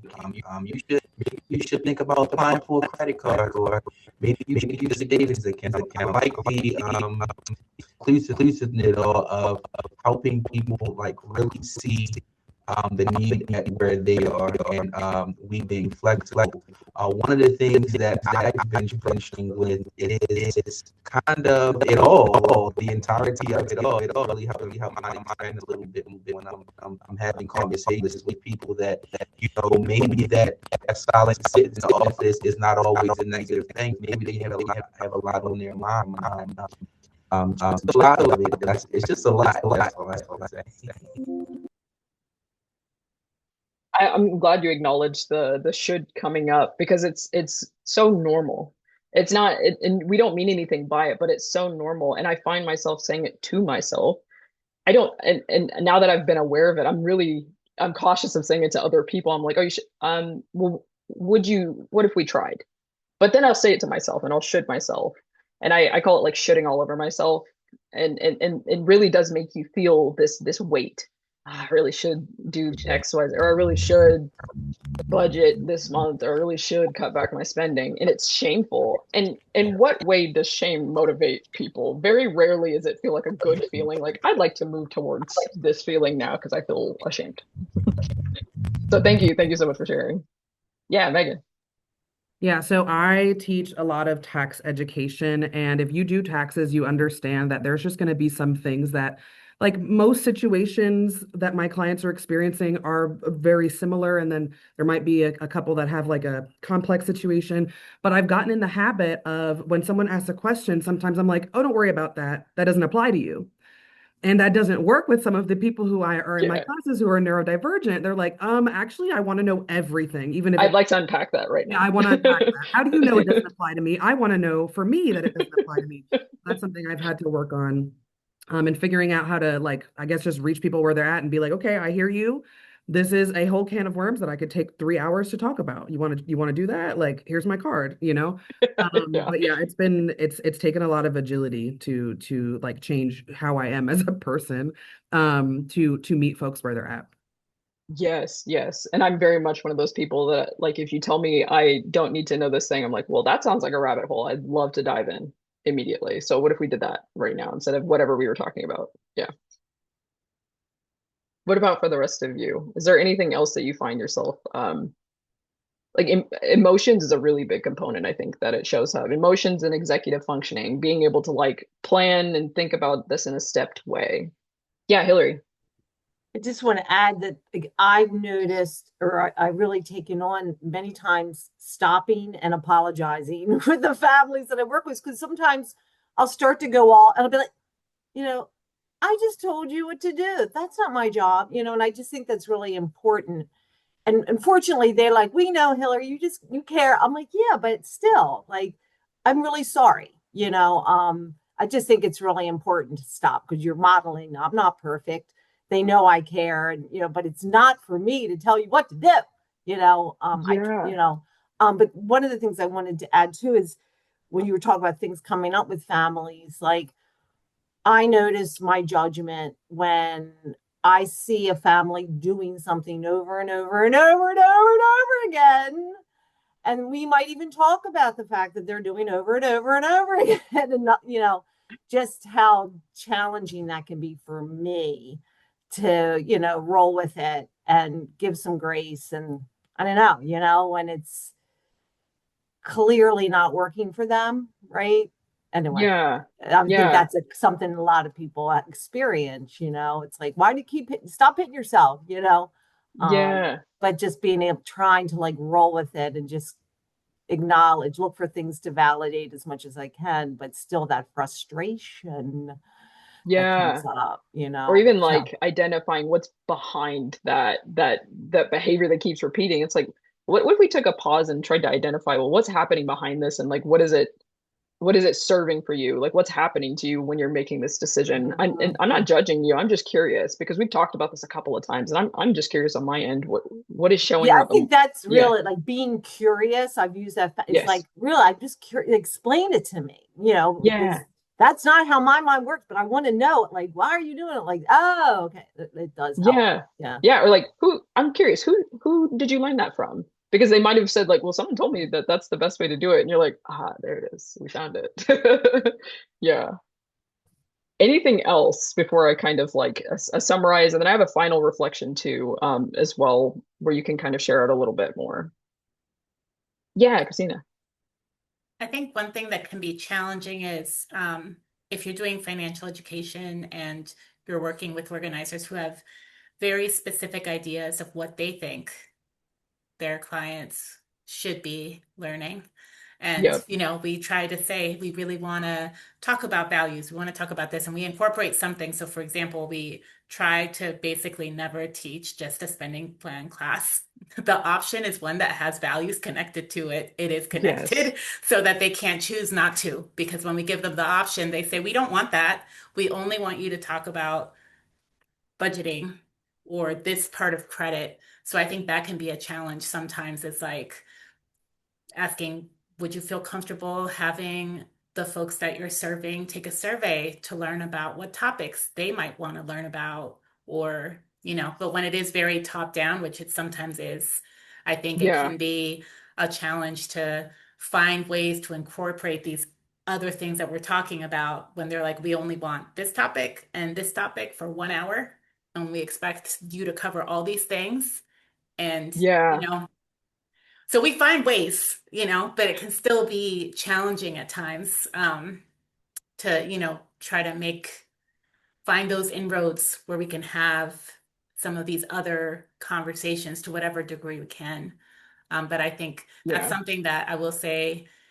You were saying, where have we seen the challenges? When I first started doing this work, I did less pushing. I was like, oh, this is what you want. Now I'm like, that's a great idea. So, and, how do you try to find a way to put these other things that we're talking about into the content? So I Yes. think it can be a learning curve for all of us, just like releasing judgment. I think a lot of people, when you first start, without realizing, we can be a little judgmental. And as we do more and more of this work, we learn, oh, I'm projecting and and then we move to a space where we're really like divorcing ourselves from judgment. But I think it can be something that happens over time. Yes, absolutely. And I did find that some people preferred the traditional old school way of like, just tell me about budgeting, saving plan. I don't want to talk about the rest of it. And so there was a very clear difference between people who preferred that and people who were like, yeah, I don't want to talk about any of that. Let's make it more aligned with Yeah. what I actually feel. Yeah, and I think Yeah. when it's like in a coaching or counseling session, it's different because you're with one Yes. individual and you just go Yes. with them, right? It's like, Yes. what do you need? Where do you want to go? How can I help you in this? But when it's a class to a larger group with a top-down description, then it can be a little more, how do we make sure to incorporate these things in there, and Yeah. still do what we're being, what we're the class teach on only that one specific subject, right? How do we try Yes. to like incorporate some of these things in there as much as we can? Yes, absolutely. Yeah, Veronica. My team, and Christina and I are in the same team. We do quite a bit of group work as far as presentations. Do you have any tips of how we can make like the room setup? A lot of we're going out to organizations.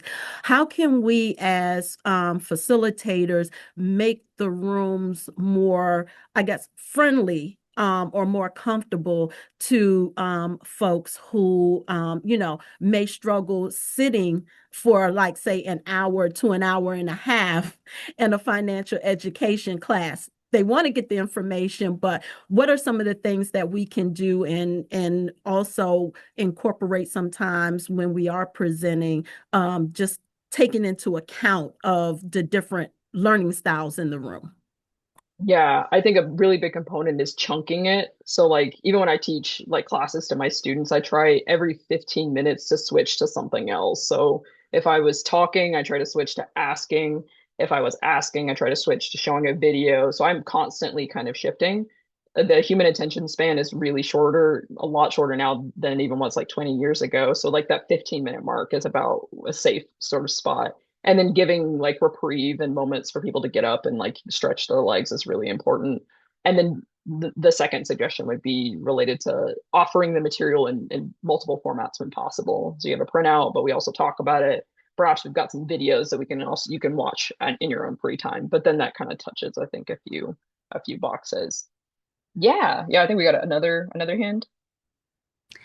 Yes, I love the perspective. Like, I love the fact that this conversation came from someone who is neurodivergent, and the fact that so many examples were given. Like, teaching, I just really appreciate you teaching how to have value-based conversations around finances, because I feel like it's a lot easier to say it than to actually put it into practice. And now I'm in my head really thinking, okay, what is financial interdependence? Like, that's something that I've heard yesterday and is being brought up today, and now I'm going to go into a deep dive, because it's like, okay, what is this really, and how can we talk about it? How can we exemplify it?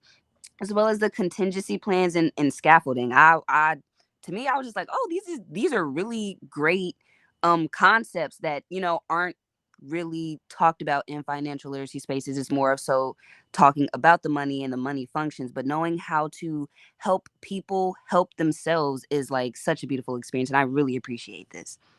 Yes, yes, absolutely. I appreciate all the perspectives you guys have brought up, because it's something I wanted to be intentional about, but it is so hard to do all at once, I will say. And so when it comes to the interdependence, I hope that that does show up and you try to find ways to incorporate it. And it can look as simple as saying, how does your finances, or how did your finances and your decisions about money impact the people around you? Does it impact your partner? Does it impact your family? And that can be a really good sort of orienting place for it. So I know we're about at time. So I just want to again just kind of walk through a summary of like what you could try, what you could attempt. So the first is maybe look through your materials or your own approach, and do you have any legacy language in there? Is there should showing up? Are you saying something that maybe you understand what it means, but it might be unclear? Is there a way to identify what does that actually mean? And where are you allowing a person to show up in the material too? Can they say, well, what does this look like for me? For me, you're saying this word, but this is what it means to me. Um, Also, trying to get really curious about the person instead of being judgmental, thinking about, well, who, when, how, what, instead of just, why are you doing this? And then finally, being creative. As I mentioned, some people have approaches that at face value look like this is hurting you in the long run, but there's usually a reason that it's showing up. And so trying to get creative and finding the good and the bad. If they are resilient and they're really creative in the way that they approach their finances, that is something to leverage and not something to shame. And so I always feel that there's something behind it. And so identifying it is really important. And so I'll leave you with I like, I wish, I will. I encourage you to think about, well, what did you like about what I shared with you? What's something that you wish perhaps I had extended a little bit further, or something that you wish you could put in practice, but maybe there's a friction there? And then what could you actually take away? What's something that you will be able to take away? So I will stop here. I'm at time, but I really appreciate you all sharing your experiences and kind of where this might show up for you, and what are some of the challenges you're facing. And I'm very grateful to have this opportunity to share some of this and to be able to open up.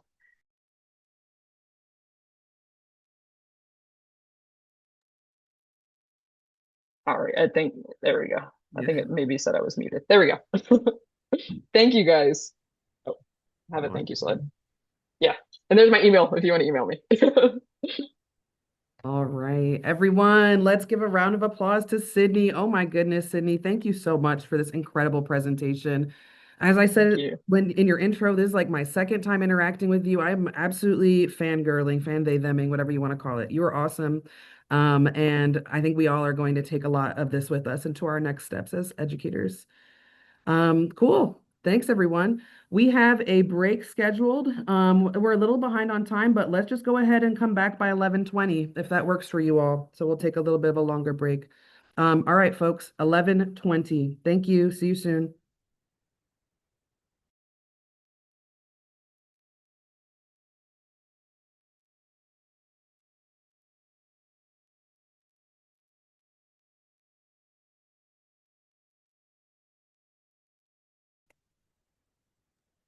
Cool. Thank you, Christina, and welcome back, everybody. Yes, it is me again, but in a new format. And I'm here today, like Christina said, to talk to you guys about creating your own financial education sort of referral system, program, ecosystem, whatever you want to call it. Pretty much making sure that the people that you're working with in your classes are able to take action steps and make moves toward reaching their financial goals once they're done with you. So yes, in addition to being on the Summit Planning Committee here, I also have the privilege of supporting Cash's free tax prep clients through our Tax Time Financial Capability Referral Program. I'm going to talk tons about that with you all in a moment. And then hopefully just give you all some tools that you can use to begin brainstorming how you can either build or scale something similar for the communities that you work with in your own financial education programs. So I want to start, I've been on the call for the past 2 days, so I have a sense of this, but I think it's always helpful to just do a quick roll call of who is in the room with us. So please take a moment and introduce yourself in the chat. So take a second, but this time, if you could include your title or how you describe yourself in relation to financial education, that would be great. So maybe, it could be, hello, my name is Megan. I'm a financial educator, or I'm a financial coach, or you're my mother or my partner on the call and you financial educate me on the side. So go ahead and take a moment and sound off on who is on the call, please. Nice. Accounting student, welcome. Don't be shy, y'all. Founder and wealth management advisor. You've got nonprofit, Hey Cash campaign. human trafficking legal specialist, benefits case manager. I'm just here because for the vibes, Karen, totally. Educator, financial empowerment center staff. Yes, my momager is here. Everyone say hello. Let's see. AFCs are on the call. We've got personal finance educators in elementary. That's awesome. Yeah, that's wonderful. Cool, cool, cool. Yeah, we've got researchers, advocates. All right, retired. Congratulations. Registered nurse. Yeah, that's awesome. So I see a lot of us represented here in this cute little word cloud that I made in the shape of a bag of money. And I did that because financial educators really come in all shapes and sizes. This is something that all of us in the field know, but it's important to recognize. And we all deliver our financial education one way or another. We all have our approach, right? Like I've said before, I'm a tax educator, so that's my focus.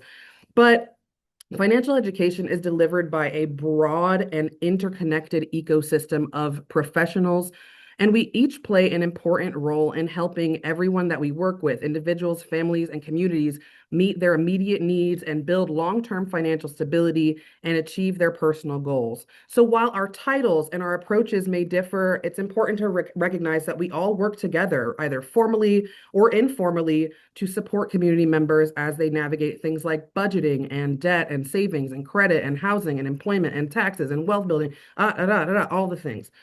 And at the same time, I think we can all agree that financial education does not only happen in these professional settings. Like I'll speak for myself, all of my earliest lessons in finance did not in a classroom or in some office in a government building or what have you. They happened right at home. And I learned about money through informal educators, financial educators, people like my parents, my grandma.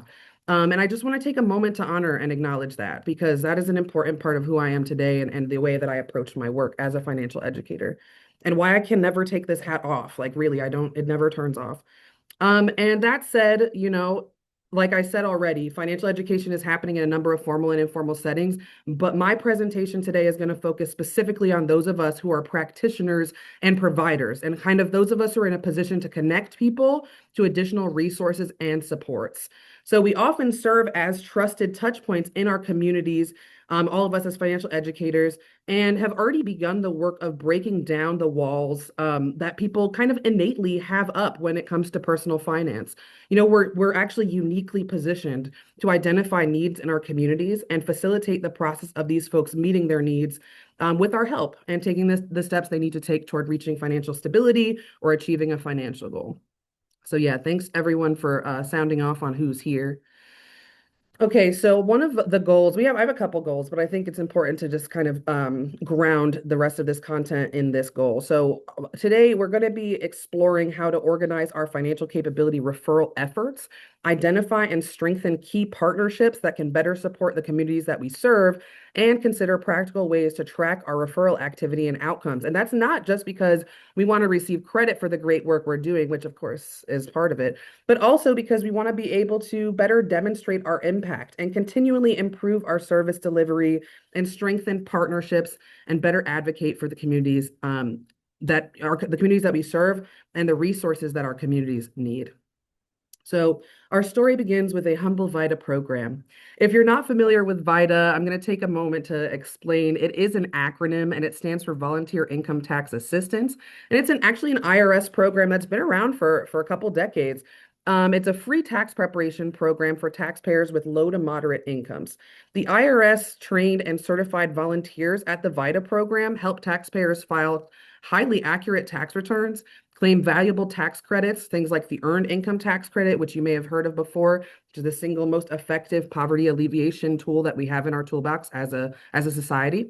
And VITA also helps people avoid the expensive and oftentimes predatory paid tax prep industry. And beyond tax prep and tax filing, VITA programs often also serve as trusted access points, like I mentioned earlier, in our communities, where our clients can also be connected to other financial resources and supportive services. More on that later, though. And I just want to do a quick shout out to all of my VITA peeps on the call. So go ahead and write in the chat if you're a VITA volunteer. program coordinator, whatever you are, congratulations on another tax season in the books. And thank you for joining us today, because a lot of us don't see always that financial education is an important part of our work. We kind of just prepare the taxes and go. That is not how we do it here, and my team can vouch for that. So thank you all for coming. So Cash leads a coalition of 24 incredible VITA partners across 19 counties in the state of Maryland, and we're all committed to providing high quality free tax prep services to our communities. Together, this past tax season, we filed over 23,000 tax returns as a coalition. And I also want to say happy birthday to the Cash campaign. We just celebrated our 25th year of VITA service. So quick party poppers in the chat. Yep, thank you, Lene. Yes, thank you, thank you. With a 25-year track record, you can imagine that Cash has really built trust in the community and quite a strong reputation for providing reliable, community-centered services that help families maximize their refunds, and that in the process, we've cultivated quite an expansive network of partners, all people and organizations that have complementary missions to ours.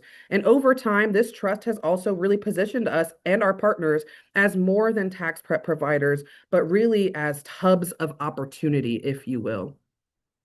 So our session today is specifically about the learnings from our Tax Time Financial Capability Referrals program. And I want to take a moment to talk about FinCap and Tax Time FinCap. So Tax Time FinCap is something that we at Cash have done at our tax sites for a very long time. It predates my time with Cash Campaign even. And for us, utilizing that very moment where we have our clients with us to support them and help them improve their financial well-being and reach a financial goal. That's what it's all about. We don't want our clients to keep coming to us year after year in the same sort of situation that they were before, unless it's a good situation. Of course, we want them to come back like that. But if somebody's withholding is insufficient, they're not paying enough in their taxes, maybe they don't even understand how to find the money to pay their taxes in their budget, right? We want to be there for them in that moment. We want to use that touch point to help them reach a financial goal, take strides, make steps towards improving their financial stability. So yesterday, if you were here with us, Gary from FINRA shared a definition of financial capability, and ours is pretty similar. We actually took the term, our definition of FinCap from the Center for Financial Inclusion's definition from 2013. If you know, you know. It is just jargony, word salad, lots of stuff in there. And if you haven't heard it before, maybe you've heard other definitions of financial capability. Maybe you have your own. But for us, it really boiled down to essentially a combination of the personal finance skill set that someone needs in order to manage their money effectively, like those hard skills about can you even read what a budget is? Can you track your spending, et cetera, along with a supportive environment that will enable and facilitate folks meeting their goals. And finally, it also incorporates the self. So do we believe in ourselves and our ability to use these skills that we have and navigate that ecosystem that we're in to ultimately effectively manage our money and reach our financial goals? So that's kind of the big picture of financial capability. So for our referral program, we kind of saw ourselves as fitting mostly into the definition of Tax Time FinCap as the designers and managers of the supportive ecosystem. Realistically, though, we also help people gain those hard financial skills at tax time. Many of us lean into that opportunity to teach people about their withholding and what does the tax return actually say to us. And that's part of it too. And we also, I'll speak for myself, but I know a lot of us on the call also see this as an opportunity to empower our clients and build their confidence around navigating their own tax returns, which is something that is like not very common, sadly. People are really stressed out and not feeling super confident about their taxes, and we try to change that too. But that said, I think we do all of these great things at once, but we really saw the greatest opportunity from like a program design standpoint to both impact our clients and be able to demonstrate that impact, that was all going to happen in the ecosystem that we were going to build and hone around our clients.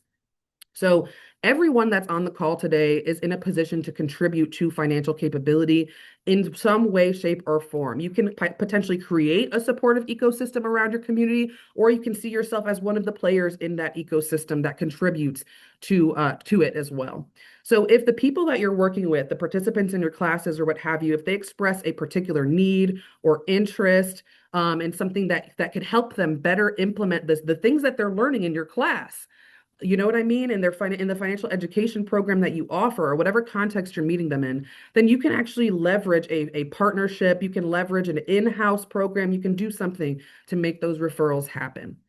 So going back to our numbers from last season, those were 23,000 tax returns this past season, excuse me, that we filed. Those aren't just 23,000 tax returns to us. Those are actually 23,000 opportunities to go talk to somebody about their financial goals and see how we can be involved and help as well.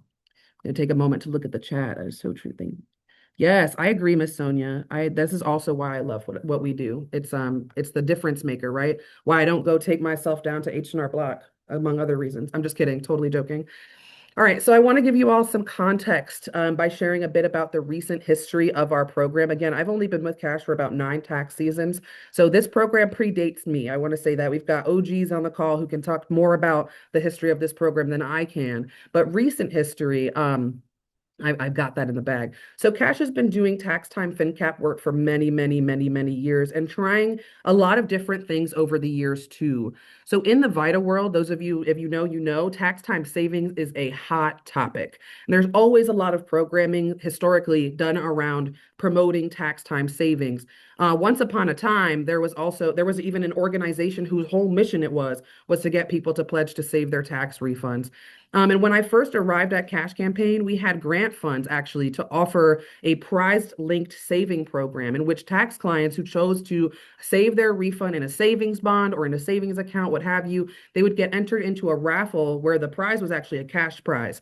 We had a local level program called the Refund Raffle where the cash prize was $100, and there was a larger sweepstakes where you could win $1,000 as well, which was a national sweepstakes. And also everyone who participated at one of our sites would see, if you see in that picture there's a prize wheel. Everyone could spin the prize wheel and leave with a prize, and everyone felt really good. Yeah, that program was called Refund Raffle. Sadly, it did not survive the pandemic, and it is a huge bummer because it really was a lot of fun and beloved by clients and staff and volunteers alike. So pour one out for Refund Raffle tonight. For clients who were unbanked or underbanked, yes, Form 8888. Gotta love that. For those of you who don't know, that's where you split your refund, which is a huge, huge deal for us in the tax time financial capability field. So for our clients who were unbanked or underbanked, meaning they relied on inadequate banking financial institution products, if you will, maybe not even a financial institution product, maybe they used a third-party app or something like that. Our clients, we were very concerned about those folks who were unbanked or underbanked because the question of how would they get their tax refund was a priority. We know that check cashers are costly. Even receiving a paper check in the mail is a gamble, nowadays. So we always are concerned about, not concerned about, but prioritizing financial institution relationships and getting banked. So Cash at the time historically had a partnership with a prepaid card company and one local credit union back when I started. And clients could choose between those two options, or they could pass altogether and they could just opt to get a paper check. And then lastly, we also, our approach to tax time FinCap included some referrals. We would refer clients back to our in-house financial coaching program and benefit screening programs for anyone who was interested in those things. And we just give them a program flyer and kind of encourage them to reach out and sign up. Now, for the refund raffle and the prepaid cards and bank accounts, there was this built-in tracking mechanism. Like Rachel mentioned in the chat, Form 8888, we could pull that information from our tax software, made it really easy for us to provide quantifiable data on the uptake for each of these programs or things. But with the refund raffle as well, there was a separate data set that we were able to get. The referrals was a huge challenge for us. We weren't really tracking it. It was just something that we were kind of encouraging our tax site managers to pass along, share this info, make sure that they get the flyer, et cetera, et cetera. But then the pandemic hit us and it really sent the world and our program into a tailspin. It killed the refund raffle, like I mentioned earlier, but it also really changed reality and day-to-day life for all of us and our clients included, of course. We kept hearing from our clients that they had gotten laid off. They were struggling to make ends meet. they had run through their savings and that they were feeling hopeless. And so we knew that we had to pivot and come up with a game plan that met our clients where they were at. And around the same time, the service provider ecosystem was shifting. There were more programs and opportunities moving into the virtual space, which was either a huge hit or a huge miss with our clients, depending on things like their age, their comfort with technology, their access to technology, and so on. And one big shift was the Bank On program coming to Maryland. So that meant that our program would shift from two refund deposit options, that prepaid card and that one credit union account, to truly a whole world of options for our clients through the Bank on Maryland Coalition. And then lastly, we also knew that the funding landscape had changed, unfortunately, as well. And we knew that we'd no longer be receiving specific funds for tax time financial capability work. So finding a way to think about developing the program from a funding standpoint and finding a way to pay for things like staff time was also top of mind. So about 3 years ago, we decided to really focus on formalizing the process for referrals. We wanted to be able to track our impact, and as well as wanted to make sure that we were being systematic about our tax time FinCap program, and make sure that there was an actual workflow that was predictable, and that each site there was a standard that each site could follow, rather than leaving to chance that a tax site manager or volunteer may happen to ask a client about their financial goals, or that the client may happen to mention that they are out of work and looking for public assistance, or that they're unhappy with their bank, or what have you. We wanted to make sure that there was a touch point that happened during either intake or quality review process. So there were options for us to look at when we could reach the client. And we just wanted to make sure that every tax client was able to engage with this if they wanted. So not going to lie, this is our first iteration of the referral sheet, and it's like embarrassing to look at now just because of how far it's come. There's just like a whole lot going on here. Some good, but mostly just a whole lot going on. After year one, we learned a few things. We have tons of tax partners. I think you saw in an earlier slide how many we have. So we decided to add a place where we could tell where the referral sheets were coming from. If you are an organization where you're working with a lot of different educators, different spaces, this is something to keep in mind that we had to learn and pivot on the fly for the next year. Another thing we learned is that we had to pivot away from the save, spin, and win and the savings bonds entirely, because the government actually killed savings bonds, as well as the saver, spin, and win, like I mentioned. And again, the funding had dried up entirely for the prizes and prize wheel situation. So we took that away. We removed that. And now that there was some space on the form, now that those things were gone, we realized we could get a little bit creative. And we chose, we were like, how can we, what referrals should we really be choosing to put in here, right? Like if we're not just going to do savings, what do we want to replace it with, for example? So more on that later in our thought process in a bit, but we wanted to be really intentional about that in our second iteration. And then lastly, we attempted to make it more organized and created space to note the life cycle of the referral. So on the right-hand side, in that grayed out section, you can see what actions we were able to see it from the admin side, what actions had been taken on site. Like if one of our tax site volunteers or managers signed somebody up for the renters or homeowners tax credit on site, like completed that application, we were able to see that really clearly here, which we weren't able to see before. And we also were able to see what steps need to be taken as follow-up, if any. And I think organizing it this way also just happened to make it look prettier in the process, if I do say so myself. And then after our most recent round of feedback sessions with everyone involved in our program, that's from people who are on site, who are working with our clients and referring our clients back to us, to the actual department leads who are receiving the referrals internally, and following up with our clients. This was a really, really important part of the process, the feedback sessions that we were holding. And we gleaned tons of insights from them, specifically suggestions that, that made the form easier for people to use on site, that ensured that it gathered less superfluous information and data. For example, we were collecting like the spouse's information. We realized we didn't necessarily need to do that. And we've also been able to implement a new and much easier to use tracking system on our side. So, and just a quick humble brag, since the program's inception, we've collected over 2,000 referral sheets and counting. Yes, tax season just ended and we are still counting these up. So how did we actually get here? The purpose again of our session today is for you all to brainstorm how you can replicate something similar with your own organization or practice or program.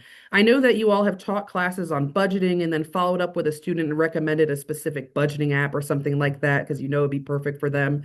Speaking with people on our team, I know that they talk with folks like maybe in a home ownership class, and then they're like, "Hey, afterwards, I'm going to send you this tool, Vertex 42. It's a calculator that you could use to pay down your debt much faster, and that will get your debt to income ratio right." There's lots of different natural referrals that are happening as it is. I want you guys to think, what could you possibly do to create a system around these conversations that you're already having, the referrals and connections that you're already making as it is? So we're going to talk through these 4 key questions to get you started, again, using Cash's Tax Time FinCap referral program as an example. So the first thing to think about is your overall capacity.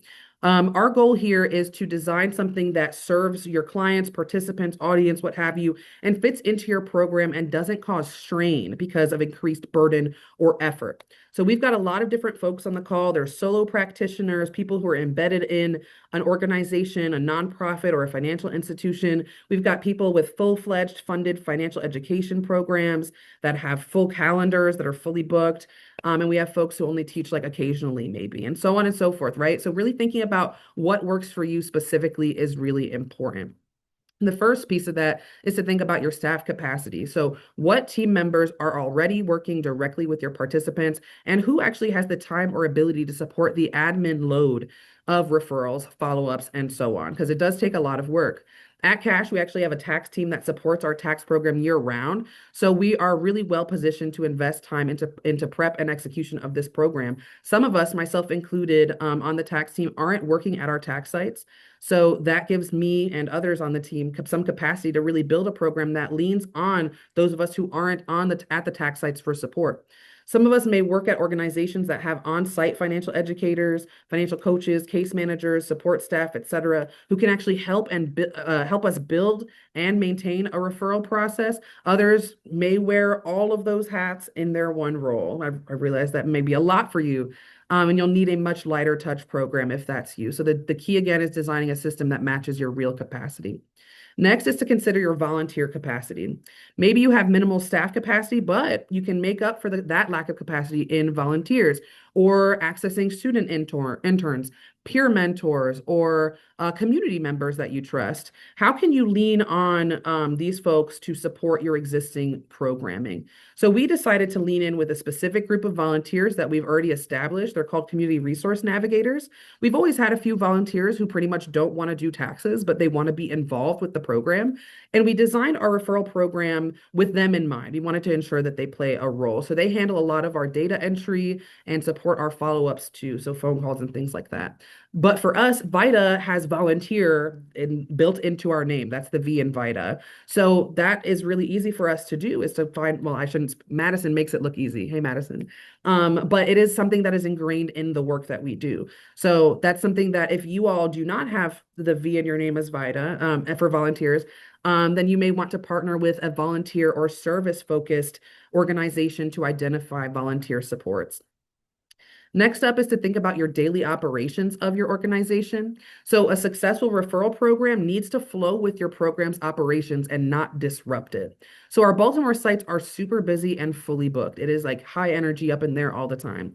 So we made sure that there was, or at least we tried to make sure, not too much on me, tax site managers. We tried to make sure there was a system in place to follow through with referrals that couldn't be made on site, right? So if we didn't want the referral to live and die on site, we wanted it to be something that could live after the engagement was done on site. So if you teach classes or workshops, you should think about when it makes most sense for you to have a touch point about these referrals. Is it when people are registering and signing up for your classes? Is it immediately after the class? Or is it through a follow-up much later on or something entirely different? And finally, think about your client's preferences. So we've learned over the years that our clients really do not like online paperwork or things like the QR codes and things like that. So we stick to paper forms. That's just, to meet our clients where they're at. And we still like to give a QR code option, an online option as well, but we make sure everything's in paper. We also have learned our clients may not follow through with a referral if they're just given a flyer. So we make sure there's a follow-up and that it's from a real person. So think about this. Does your audience respond better to email or text, or are they more responsive to paper materials, phone calls, and in-person support? So our referral form is optional. It's completed by clients during intake. They can ask questions about it to their tax preparer during their appointment. And if site capacity allows it, they can actually complete the referral process on site with their preparer or a navigator. And if not, then they get a quick personalized follow-up email and can request a phone call from a cash staff person to move through the referral process. So based on all of these things, we settled on a referral form, right? But you may choose to add a few questions to an existing intake form that you have. Or maybe you have a case management checklist that you go through with each of your students, so on and so forth. As you're designing your own referral program, just keep these 4 factors in mind and think about how they actually cross over. Maybe you don't have a lot of volunteer capacity, but you do have a lot of extra space in your office building. Could someone else come in, maybe a referral partner, and be on site and work with your students? Maybe set up a table to meet with them during or after the class. Maybe your clients are super tech savvy and you've got a couple laptops extra laying around that they can use. You can set those up and people can use that to sign up for things after your class. They can sign up for more supports or what have you. The bottom line is a program like this really needs to work for you, your team, and your capacity needs to be top of mind. There's no one size fits all approach, so really think about what fits for you specifically. So the next question to ask as you design a referral program is, who are your participants and what are their needs? Thinking through this is going to help you determine the types of referrals and resources that you have to offer. So on the screen, I'm going to start pulling up demographics of Cash's tax clients, which is where our referral program operates right in Baltimore. So our clients have an average AGI or adjusted gross income of $30,000. And what that says to us is that just based on that information and you know what we know about our clients is they have a wide range of incomes. We have some clients who are on the higher end of VITA eligibility, which was $69,000 this past tax season. And we also have folks who have very low incomes or even no income at all. So we need referrals that support clients at both ends of that income spectrum. 71% of our clients are single, so we likely will stay away from supports that are exclusively for families and groups with kids, since that the majority of our clients really would not benefit from those kinds of programs. 52% of Cash's tax clients are age 60 or older, so we knew we wanted to find resources for the older community specifically. 5% are considered to have limited English proficiency, 24% self-report a disability, and 82% of our clients choose direct deposit at tax time. So maybe you already have a demographic survey that you administer at the beginning of your sessions or at the end or what have you. You can use that to inform your program design. If you're not currently collecting this kind of data, what are some other ways that you can figure out who your audience is and what their needs are? Something that comes to mind is maybe a focus group, if you have capacity, where you intentionally interview and ask your participants what it is that they need. What would be a great next step to take after one of my classes? Or you can try including a questionnaire the next time you do outreach. And you can ask things about what information would you like to see more of, and you know, what programs do you want a referral to that audience? So speaking of understanding your audience, I would be remiss if I didn't take a moment to highlight the asset building continuum. And this might be familiar to some of us on the call, but this is the asset building continuum, which shows the progression of programs, products, and policies that people can leverage to move from financial instability toward long-term financial security and wealth building. So in the interest of time, I'm not going to read through the continuum, but I want to highlight a couple of ways that you can use this to inform your referral program design. So first, the continuum shows us that we need to think critically about our participants because people need different interventions depending on where they are on this continuum. So it also reinforces, in a sense, that education alone is most likely not enough for our clients to see change, right? We have to provide another world of supports around them as well. And lastly, this shows that for some of us, there may be opportunities for us to collaborate and coordinate our efforts in programs across the continuum. So you see in the financial stability column, free tax prep is in there, right? But also there's going to be references to financial coaches, housing counseling, other services, right? We can all work together and know our place on this continuum and serve our clients better when we understand that. So keeping the continuum in mind while you design your program may be helpful in determining your participants' needs. So by this point, you've thought about your program and your participants, and you might have some types of referrals in mind. I hope you do. So you can bring those to life by asking what referrals are available to your community. Do you provide certain services in-house currently? If you do, Cash does. And these are really strong referrals because we're able to keep track of client follow-up and really demonstrate our impact from several angles. Maybe you have a network of existing partners who provide services that your participants actually desire. And, providing a warm handoff to that trusted partner is also a really good strategy to try. One example that comes to mind is our relationship with Economic Action Maryland, which I'll talk more about in a minute here. That's a partner that we were able to provide warm handoffs for renters and homeowners tax credit application assistance. And you can look beyond that. What else does your community have to offer? Who can you add to your network of service providers? Who can you add to the ecosystem of your immediate community to better serve the participants in your classes? So while you're identifying potential referrals, you should also begin to think of how you will make those referrals in the first place. So I mentioned the warm handoff a moment ago. That is one way that you can do it. You can just send an email and say, hey, such and such client is interested in this service. That's one way to do it. Or maybe you're just going to share a flyer with everybody after your class. Or maybe you'll send a follow-up email with links to the information that people can click on. They can take action to sign up for a financial coaching session, right? All of this will depend on the referrals that you choose and your program's capacity. So here's what we landed on at Cash. 2 of our tax time FinCap referrals are in-house services, things that our incredible financial capability team offers. Those are Single Stop, which is our benefit screening platform. Cash's case managers work with clients to determine their eligibility for public benefits. Then they actually assist with the applications as well.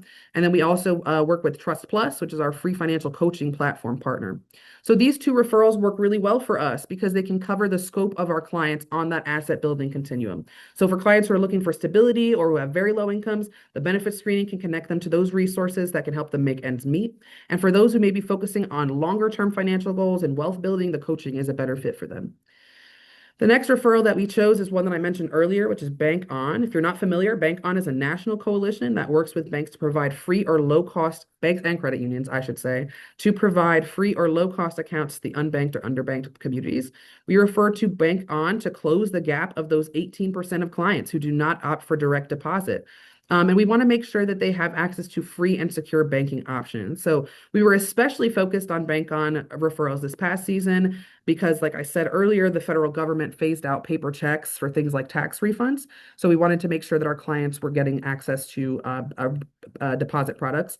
And our final referral is for the Maryland homeowners and renters tax credits. So these Maryland credits are unique because they're actually not included on the state return. Instead, there's like a separate application process. And so that made things a little confusing. We decided it made more sense to work with our awesome partner, Economic Action Maryland, to train our staff and train our volunteers on these credits.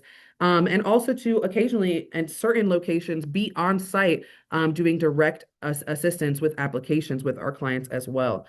And there's also follow-up assistance and screening as well from them. So these credits are aimed specifically at low-income families and older adults, which is a really good fit for our client population. So we landed on these 4 referrals because we know how they operate and we're confident that they provide good support and because they fit our clients' needs. So if clients express different needs at their appointment, our site managers and community resource navigators have the knowledge and resources to share, but we really limited the referral form to 4 options so that we could ensure appropriate follow-up and program management. And so the admin work didn't get too out of hand for us. That was just given our capacity. A helpful rule of thumb that I want to share with y'all is to do the same. Start small and start strategically. It's better to build a manageable network with a few trusted partners that are providing high quality referrals that match your participants' most common needs, rather than trying to offer a long list of resources that you can't consistently maintain, you can't consistently explain or follow up on, which is one of the problems that we had several years ago when we were first doing referrals in a disorganized way. Another strategy is to go even smaller and prioritize just one referral that aligns most closely with the most common goal or barrier that your participants face. You can start with the need that you hear most often in your classes and then build from there as your capacity grows and as your comfort with the admin work increases. At the end of the day, the goal is to really think of your referrals as an extension of the education that you're already providing. It's really an opportunity for your participants to immediately connect what they learned in your class to a next step or a resource. And data shows that when we do that, folks are more likely to take action and they're more likely to see movement along the asset building continuum. So we want to do that. Finally, when designing a program like this, ask yourself, how will you use and track this data? You want to be prepared ahead of time to be able to see how impactful the program actually is. For our program, we decided we wanted to know who actually took advantage of the referrals and when. And to find that out, we have a few steps that we use to contribute to how we get our data. So first, we track the status of each referral internally, which I mentioned earlier. It's on the right-hand side of our referral form. It's this tracker that's used just exclusively by staff at our tax sites to indicate what happened with the referral on site. That information then gets transferred to a Microsoft form that our volunteers and navigators enter. When they enter data into that form, it automatically transfers to a database in Excel where we can continue to make updates to the status of the referral and track the life cycle of the referral. This is great because then we also have a data set that we can tap into as needed. For instance, if we want to hit a certain target for one of our other programs, we can use this existing data set for outreach for within a certain time span. I should note that this isn't a perfect system. For the most part, we had struggled mightily with getting any updates on the status of the referral after we made it. So that's something that we've been working to improve upon, and we're still working on it. That said, in an effort to improve these things, we've developed ways to track referrals directly with each service. So I'm going to go ahead and on the screen, you're going to see a screenshot from the benefit screening form and the online intake form, if you will, where the clients let us know if they learned about the screening from a tax site. And below that is also or next to that, I should say, is a code that clients use to access the coaching program. It's a specific code, different from Cash's main referral code, and we use that to help track our tax referrals as well. And we should be focused on tracking data intentionally and purposefully. Before adding a new data metric, we need to be asking ourselves, what do we need to know and why does it matter? So we decided we're only going to collect information that we really need, right? We need to know names, emails, phone numbers. It's helpful to know the tax site they were at and also their zip code because that determines eligibility for certain programs and things like that. And then our tracker is very simple. If the client said they wanted more information, we yes or no. And if follow-up is needed, we say yes or no. So that's how we use that. Here's some of the data from last tax season. We're still crunching the numbers from this one. We are really using this to improve our service delivery. So that's really to make sure it's more as impactful for our clients as possible. And you can see that most of our clients do not complete their referrals on site. So given that they want to be followed up with after or need to be followed up with after, we've got two issues that came from that. So first, we were unlikely to learn if the client actually took advantage of the referral or not. So we just gave you a flyer and then I don't know, did you sign up, right? Or not? And then we also knew from past experiences that clients are much more likely to use a referral if they are connected to it right away when they ask for that information rather than some point later on. So that's kind of complicated.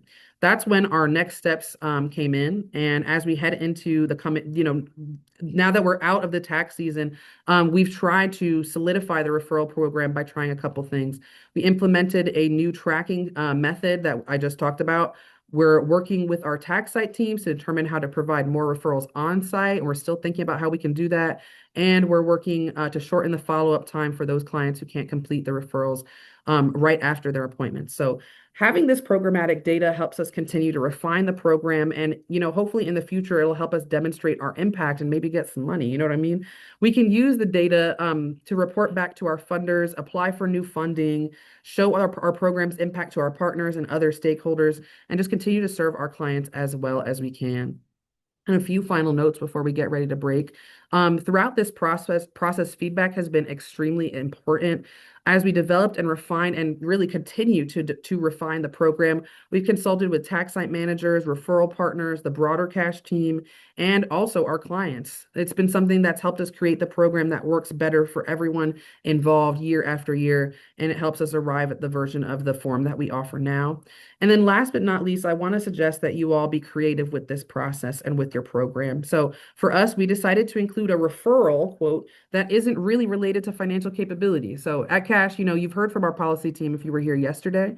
But we're always looking for clients to participate in our advocacy and development work. So we're using the Tax Time FinCap referral form to build a cohort of clients who are excited about sharing their stories and experiences in service of helping Cash advance our mission. So we've had over 50 people express interest on our referral form and counting, and 13 have already completed a share your story form. So people are eager to weigh in on policy and shape policy moving forward too. So that was an exciting use of the form. And I think that really hammers home the point of this whole thing, right? Can you imagine how powerful, how impactful it is, again, from a design standpoint, for 50 plus people, low income people, to have an opportunity to weigh in on how our policies are created, or how impactful it is for 750 of our tax clients to learn through our program that they're eligible for public benefits. And now they have increased their income and addressed food insecurity in their home. What would happen if your students could leave your homeownership class with an immediate referral to a VITA program, for example, that can help them get caught up on their taxes so they don't miss out on the down payment incentive that your organization is offering, right? So when we build these intentional referral systems like this, we're not just connecting people to services, we're creating an ecosystem of trust, of partnership, and of opportunity where our communities can access the support that they need to thrive. So with that, I'm going to pause and see if there's any questions before we go into our breakouts. Let's see, are you using this referral system at all of our VITA sites? We use them at the Baltimore area VITA sites. It's a little hard. A lot of our partners are organizations that have their own in-house referral programs. So, for example, like the United Way has tons of programs that they're referring to internally, and we try not to compete with those numbers. But we have offered technical assistance to our VITA partners that are in our coalition. Any organization that wants to meet with me is welcome to and has done so in creating and crafting their own and designing their own referral program. So that's been good. But right now we only offer it in our Baltimore area sites. So the 5 sites that are run by the Cash campaign and the I forget how many it is, but we have a couple more sites in the Baltimore area that are run by our partners, and they all get the referral form. And it is in English and Spanish. That was something that was important. I didn't mention. I know I said that a couple of our clients are LEP, but wanted to mention that we tried to translate it into Spanish too. All right. Thank you, Rose. It's a great tool. Rose is an expert at filling this form out, if you guys didn't know. Let's see. Yeah, mostly just, I think everything's been good to go. All right, so I'm gonna move to the next slide. And I might need some help from Lona, our tech whiz, to pin this for the breakout rooms. We're gonna do a breakout sort of reflection room activity. So in a few minutes, we're going to launch breakout rooms. And the goal of this is to really start brainstorming and reflecting on everything we've discussed. So first, a couple of housekeeping things on the left-hand side. You'll get into your breakout room and you'll do a quick intro. Your name, your role, and your organization might be helpful because, again, you might walk away from this session today with a new potential referral partner. So it's helpful to say who you are and who you're representing.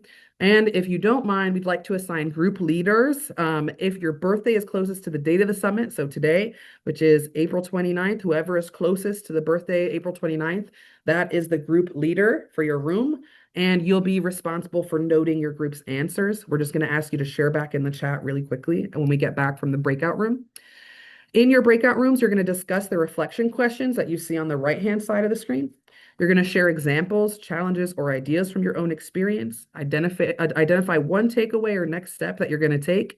And then when we return, like I said, that group leader should be ready to share one insight in the chat or out loud if time permits. So the questions that we're all going to be looking at are: what referrals are currently available to our to your audience, your participants, students, coaching clients, what have you? And what referrals are still needed? What conversations have you heard either in your classes or in your coaching sessions or what have you? And how can you use that information to start thinking about referral partners? in-house, partnerships outside, and so on. The second question you'll answer is, how are you going to track that data and demonstrate that impact of your work? And some things you can think of is, what do we need to know? Why do we need to know it? And by when will we need to know it? The breakout rooms, it's going to be really quick. We're just going to close them at 12:15. And yeah, all right. So let's go ahead and launch them, please. If able.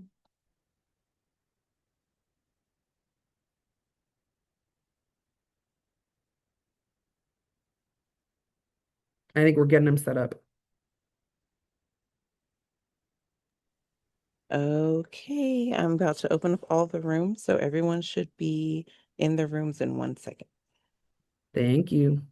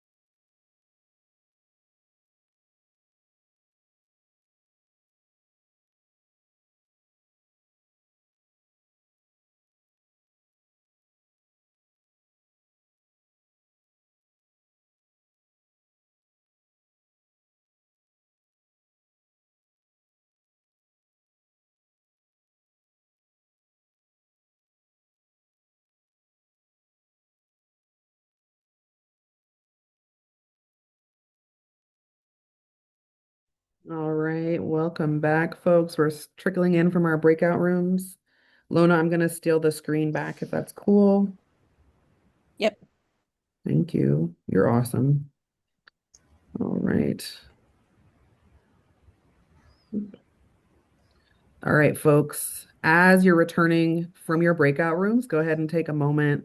Whoever the group leader was or whoever is most excited to share, go ahead and tell us what is something that you learned or a takeaway or an insight or a next step.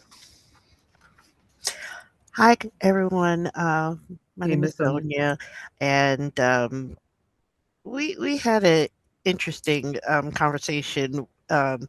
Habitat shared with us that they do a really nice, successful program, although it's small at the moment.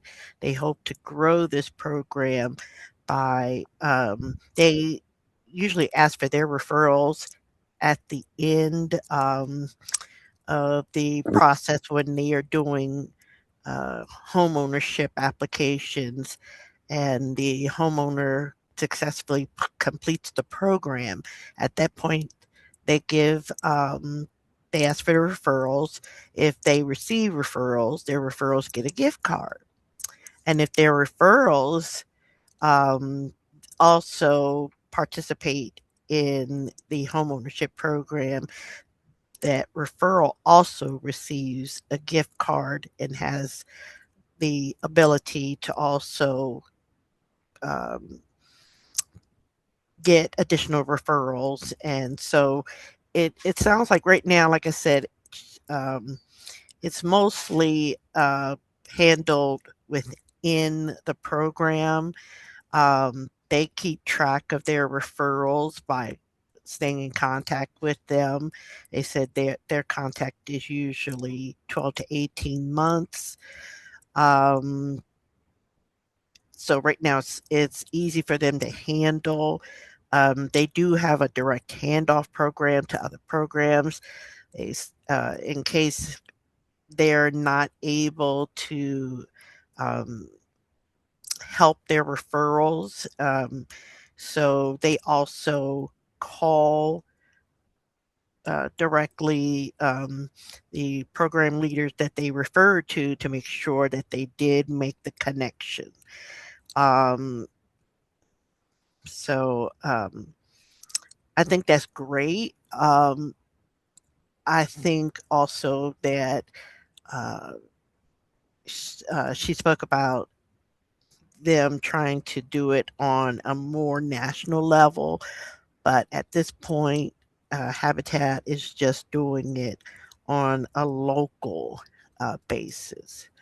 So um, that's all I got. I tell Perfect. you, I'm not a good note taker. Oh, I know that's not true because I've seen you take notes. No, that's super helpful. Thank you, Miss Sonia. You're I welcome. appreciate you sharing out and for your leadership in your room. And I guess happy almost birthday. Tony in the chat said we had an interesting chat. One of the takeaways or next steps is the best practice of doing warm handoffs so you know the person actually got the referral. Yes, so true. Additionally, I have a next step with Rachel to talk about credit building through rent reporting. Ooh, did we network? Did we professionally network here? Wow, love to see that. Awesome. Anyone else want to come off mute and share or feel free to share in the chat? We've got like another minute or two. Ooh, yes, yes, yes. Thank you, Sadiq. All right. Sadiq says we had a nice chat. Tracy from PGCC is focused on bringing financial literacy to youth and wants more age-appropriate curriculum that helps build strong financial habits early. Yes. Terry, Jane Addams Research Corporation. Hey, JARC emphasized that financial management starts young and highlighted gaps in financial literacy education, especially the need for trusted nonprofit debt management resources. Yes, so true. Catherine or Kat from Civil Works talked about, talked about workforce development and using financial education as a wraparound support service. Yeah, with a focus on keeping referrals in a small trusted network. Heck yeah, I love it. Group 5 does not have a formal report. That's fine. Participant. Yes, I love that. Good for you guys, Group 5. And then Christina, you have your hand up. Yeah, so we had a nice group. We had people from a number of different organizations, and we talked about some folks were kind of a one-stop shop for everything and did everything already.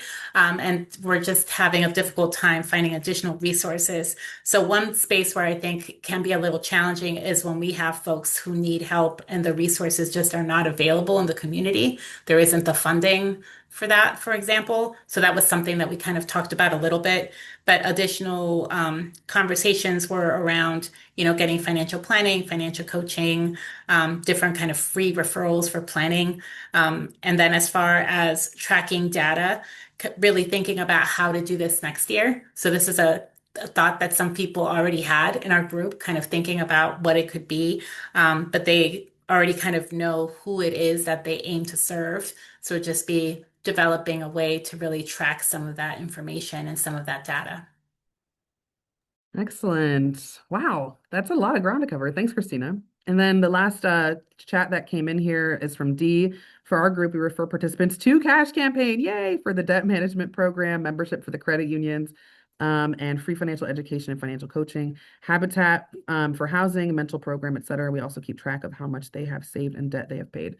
That is awesome. So lots of great work has already been, the groundwork is already there, right? That was the whole point of this, is you guys are already doing awesome, awesome work. So now we just need to get it organized and continue making those formal sort of referral partnerships to the betterment of our work and to our clients. So my parting words for you all is I have this resource for you all that we developed. And just to be clear, this presentation was supposed to be given in person back in the day. In an ideal world, we would be working on this sheet together. And I'm a very tactile person, so I'm sad we didn't get to do that. But you will have this sheet at your disposal. So you can use this resource as you'd like, fill it out with your colleagues, with other people in your ecosystem, and continue thinking and brainstorming about creating that referral system. All right, this is my email. If you guys don't know how to reach me by now, megan@cashmd.org. Thank you so much for bearing with me.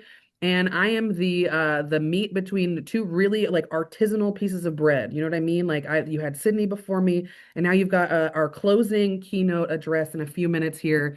I believe, team, correct me if I am wrong, we're going to break until ... 12:35. Does that feel right? Yeah? Okay, guys. Let's all come back at 12:35. Thank you so, so much.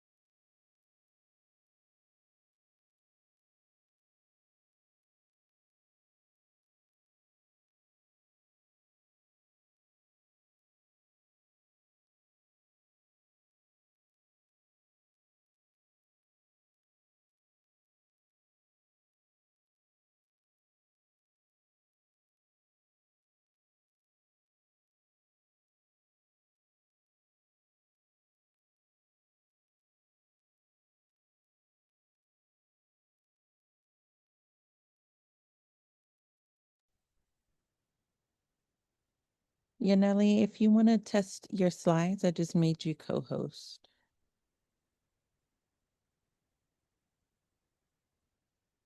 Can you hear me? Yes. Amazing. Okay, let me go ahead and test that out. And Lona, it's Rabbit. I'm here, just so you know. Okay. Is that okay? Can you see that? Yes, it's not like full screen, but we can see it. Okay, I think that's just because I'm sharing it in one of my web browsers rather than the full desktop because I have so many windows open. But if you can see the whole thing, I think we're okay. Okay, good.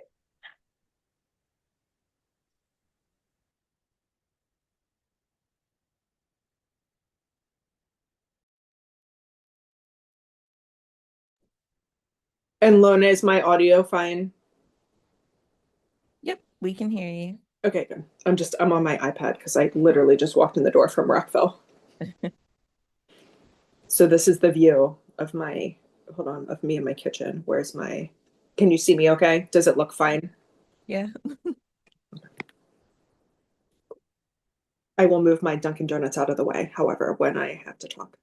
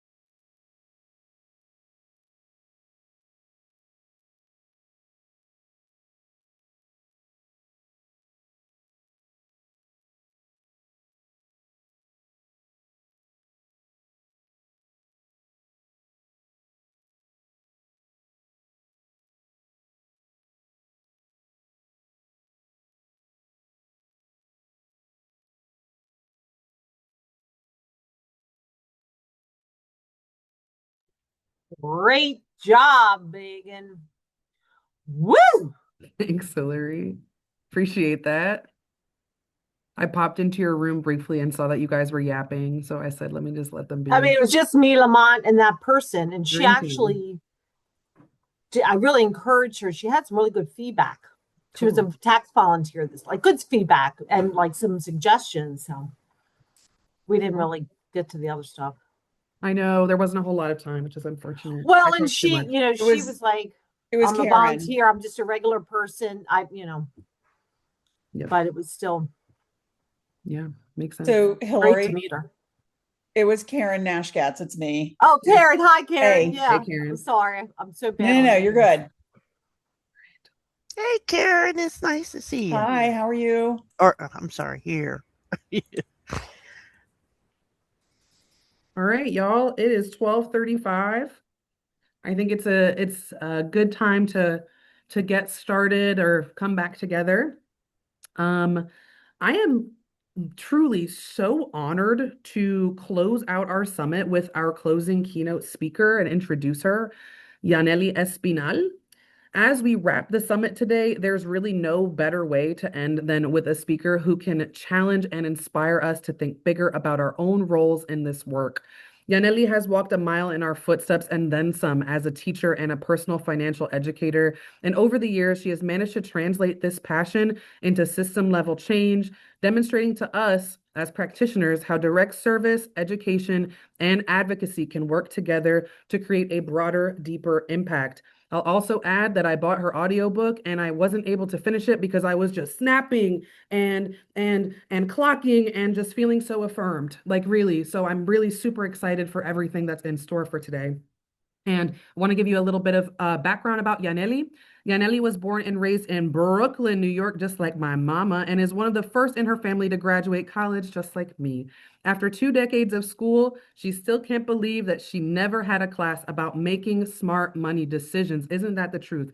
Now she's on a mission to help young people and practitioners learn about personal finance in a fun and engaging way. After completing Teach for America, Yanely paired her love for teaching with her passion for financial education and literacy, creating a unique YouTube channel for people to engage with topics like budgeting, managing credit, savings, and investing for retirement, and so much more.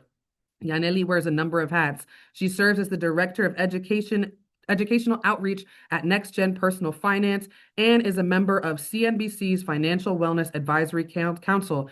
And most importantly, she, like me, is from the greatest city in the world, New York City. So with that, go Yankees and welcome Yanely Espinal. Thank you, Yanely. Take it away.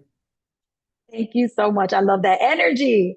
Oh my goodness. Well, I'm really excited to be here because I wish that I had resources like the ones being offered here by Cash Campaign. I grew up in going to public schools and we never talked about money. We never learned about money or personal finance or anything related to financial literacy. And so when I became a teacher, I realized that there was that gap and I just wanted to actually make a difference. So I'm going to tell you a little bit about my personal story, but then I kind of want to focus on, some of the work that I've done around financial education, how far we've come as a nation, and then give you a few action steps and tips and tricks that I kind of wish that I had on my radar earlier and that I'm now doing the best I can to pass on to the next generation in every way that I can. So that's kind of the flow. If there are questions as I'm talking, feel free to drop them in the chat box. I'm very good at looking at the comments while also presenting. So, and I've got Megan's support too, to just kind of look at what hasn't been addressed and just try to answer as many questions. There is no such thing as a dumb question. I can tell you that. That is a fact. Any question is a valid question. And so many people come with different experiences and different levels. So any question that comes to mind, drop it in the chat and we'll try to get to all of them, if as many of them as possible while we're chatting here. All right, so let's get into it. A little bit about my personal story. So I grew up in a home where my parents were cash only. I never saw a debit card. I never saw a credit card. They never really went to the bank. Everything was just cash only to pay the bills, to buy groceries, to pay the rent. Everything was very much cash heavy. And my parents often kept cash in the home. Not a lot, but whatever was kind of stacking up to pay this bill or to pay this person or to handle this thing that they had to handle. It was always just little piles of cash. And to me, that was normal. Like I just thought, oh, everybody does things this way. And it wasn't until I got a little older that I realized first of all, how dangerous that is to have a cash only system, because anything could happen. A fire could happen if it's not in a protected fire safe, and your money's gone, right? And there's nothing anybody can really do. So it's very dangerous and risky in the sense of like physically losing it, but also in the sense that your money is not growing when it's just sitting in your home in cash form. So that was one of the early things I remember being exposed to, like cash as money. And it really took me a long time to start unlearning that this was normal and not normalizing this kind of behavior, recognizing that this is actually probably not the best way to manage your financial system. Now, I didn't really put two and two together about my family situation. The fact that we are low income and we're essentially, I grew up on government assistance, free and reduced lunch was normal for me and all my friends.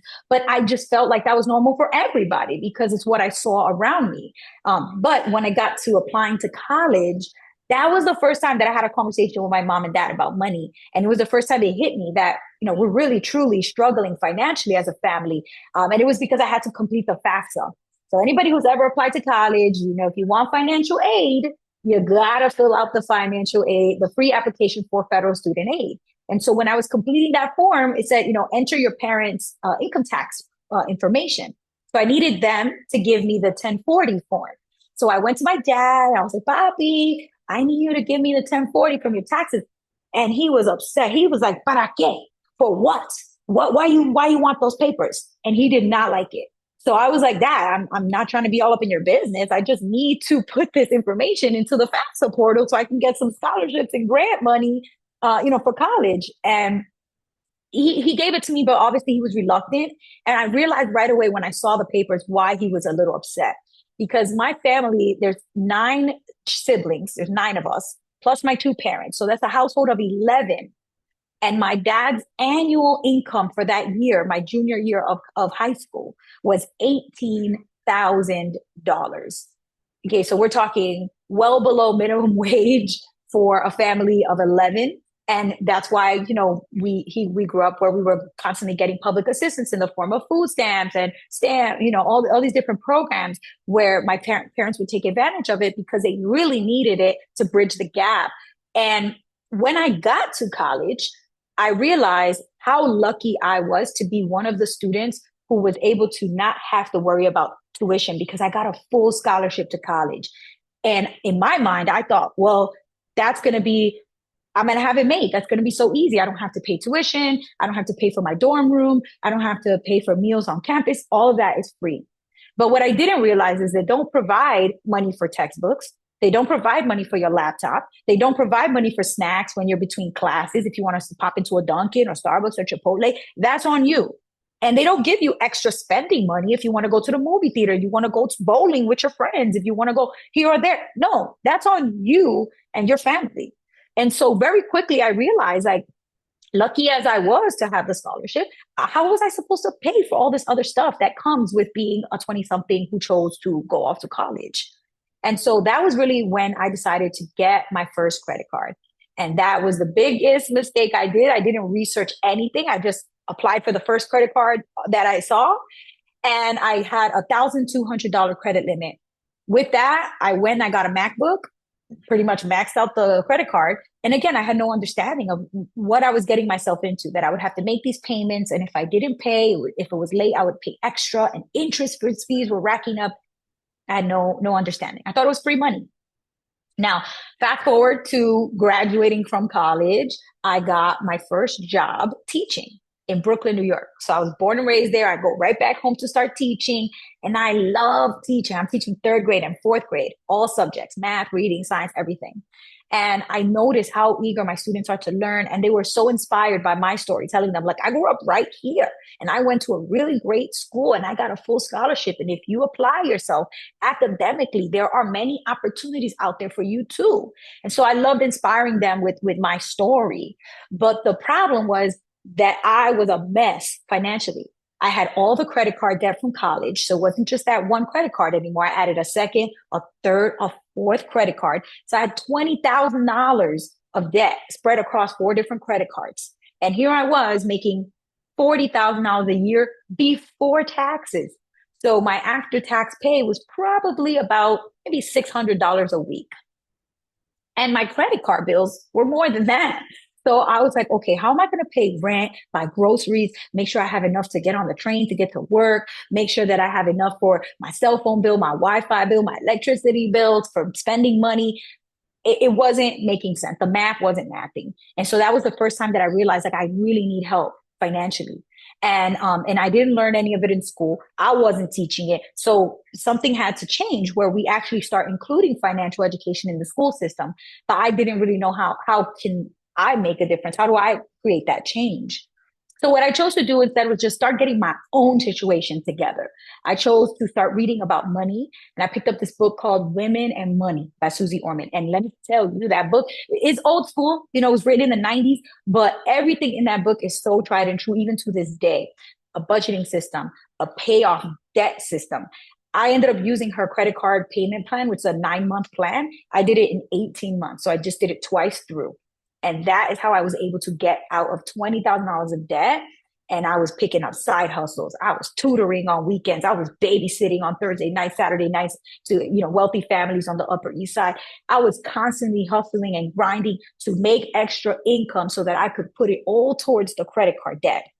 And during my commute to and from work and to my babysitting gigs and to my tutoring jobs, I was listening to audiobooks. I was listening to podcasts, and I just could not stop. Like, I became obsessed. I was eating this up. Like, okay, millionaire mindset and how to get my financial life together, and understanding different investment plans that you can take advantage of, and managing your money a certain way so you can actually have a chance to become wealthy. Now, I really became obsessed with this topic. And then I just started telling everybody in my family, telling all my friends. And they were like, okay, we're tired of hearing you talk about this stuff. Like, I'm going to tell you, my sister and my siblings, my brother was like, we don't care. We don't care because this is your thing. They kind of saw it as like my little hobby, and they were like, you're doing all this stuff for yourself. That's great. But, I'm not into that. So I kind of realized that so many people, they don't feel drawn to this topic. They don't feel invited in to understand money and investing and credit. So I was like, you know what? If they're not really trying to hear it, I'll go and tell whoever is willing to listen to the lessons I've learned and to some of the little tutorials that I wanted to share. And so I took to YouTube and I took to Instagram and I just started posting on social media. And I started getting emails from people all around the world. Like, I got an email from this kid in India who said that he got accepted to college in America. And he was on his way from India to America. And because of my YouTube videos, he was able to learn already before he got here how to set up a bank account, the right kind of savings accounts, how to apply for credit so he can establish his credit score when he moved to the US. Like, I didn't even think there was going to be people in India learning things to come and assimilate better to the US financial system because of my videos. I didn't realize how many people's lives you could touch when you start telling your story, when you start posting this stuff online. And so that kind of came back full circle for me. And I decided, you know what? I really want to go further. I don't want to just be sharing with people what I learned in these books and in the content that I consume. I also want to tell my story because I think my story is one that a lot of people can relate to, coming from little to nothing, coming from parents who don't even speak English, my parents never went past the 3rd or 4th grade in school. So it's a lot of people that I hear talking. They say, yeah, my parents didn't go to college. And I'm like, my parents didn't go to high school. My parents didn't go to middle school. My parents have no formal education, and yet they're able to, in one generation to the next, create a family where we have, college degrees and successful careers. And so I felt like, my story, it seems unique, but really it's not. It's so many of us sharing the same kind of story. So I thought it would be a beautiful thing to put that story with my financial lessons in a book so that others like me can feel represented, can feel seen, that our stories are part of this narrative. And it's not just bankers on Wall Street and kids who got a trust fund from their granddaddy who are talking about money.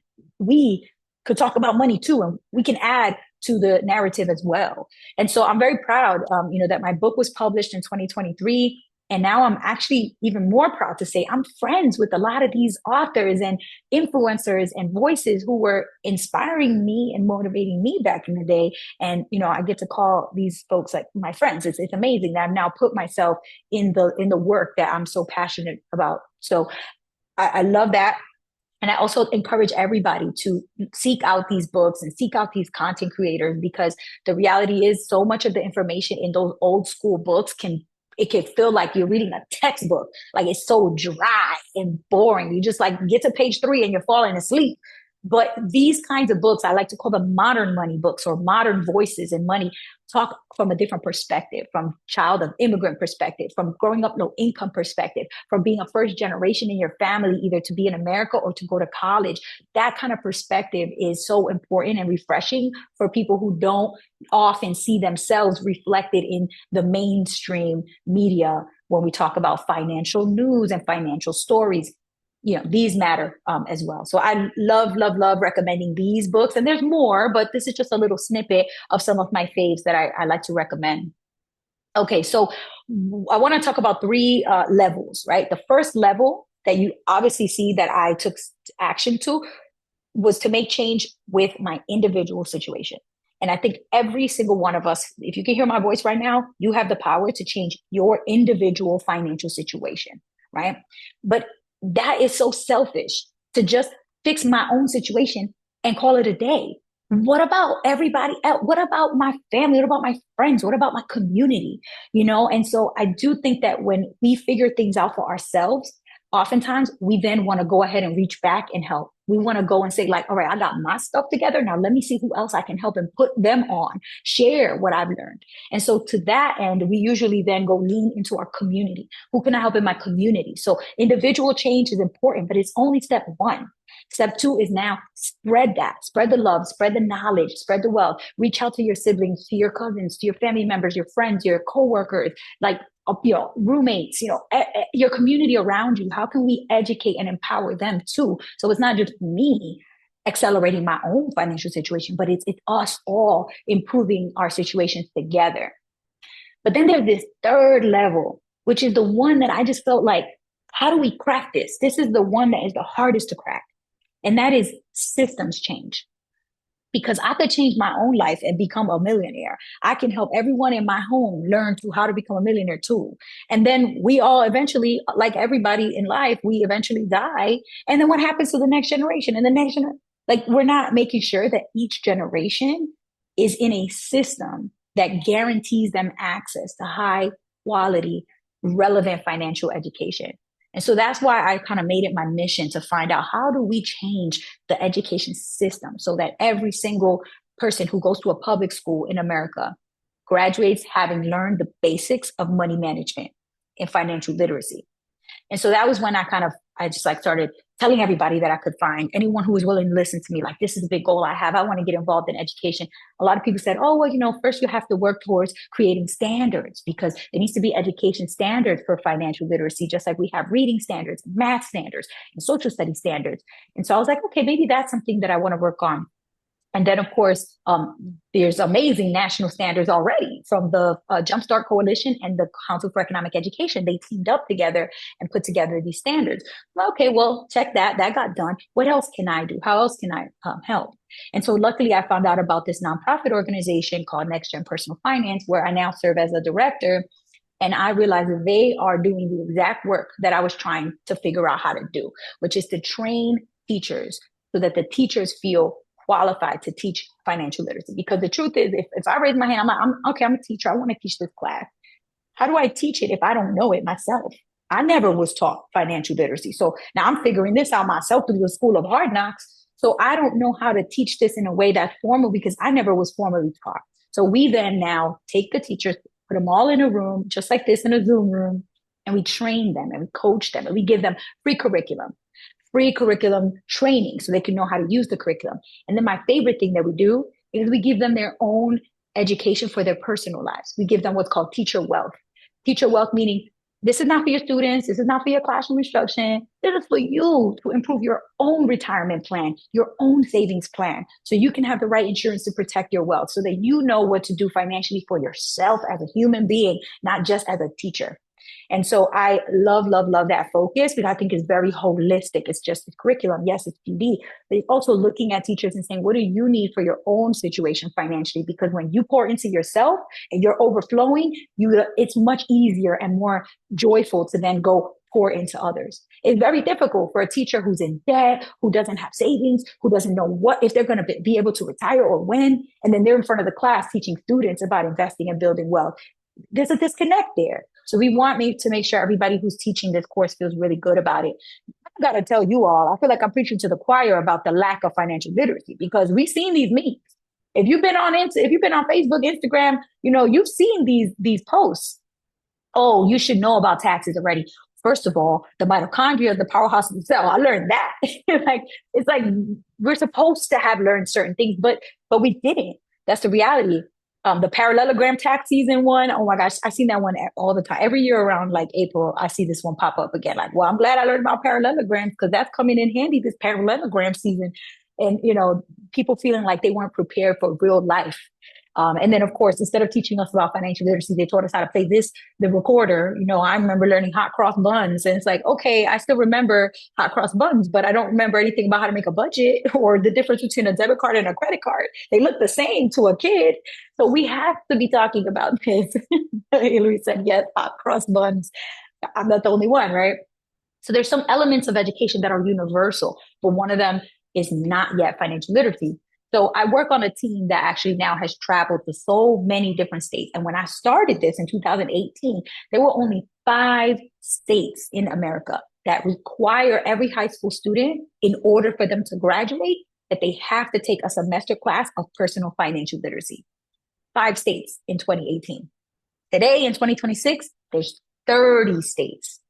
So we have moved the needle to require a standalone semester-long course in personal finance for high school graduation in the majority of American states. The majority of high school students in America are guaranteed definitely taking personal finance for a semester. And that is something I feel like people don't know. We keep saying like, well, they don't teach us about money in school. No. They didn't used to teach us about money in school, but now that has changed. Most states and most high schools are teaching this. You could see how much growth and progress has been made, but for some reason, people don't know. Now, I know because I'm in the thick of this work day in and day out. I'm testifying at hearings. I'm having meetings with representatives and senators and the governor's office, and I'm working hard to try to get these bills passed into law and making sure that more and more states have access to this. But a lot of people, they go on to work, they go home, they're doing their best to, raise their kids and handle their responsibilities. So they might not know this. And I think it's on all of us to make sure we talk about this and make sure more of us are aware that financial education in America has made a lot of progress. We've come far, but there's a lot of us who already graduated out of the school system and we didn't get to take these classes. So like, what now? Okay, too bad, so sad. You graduated already, too late, you didn't get it. So we still have to do a lot of this work.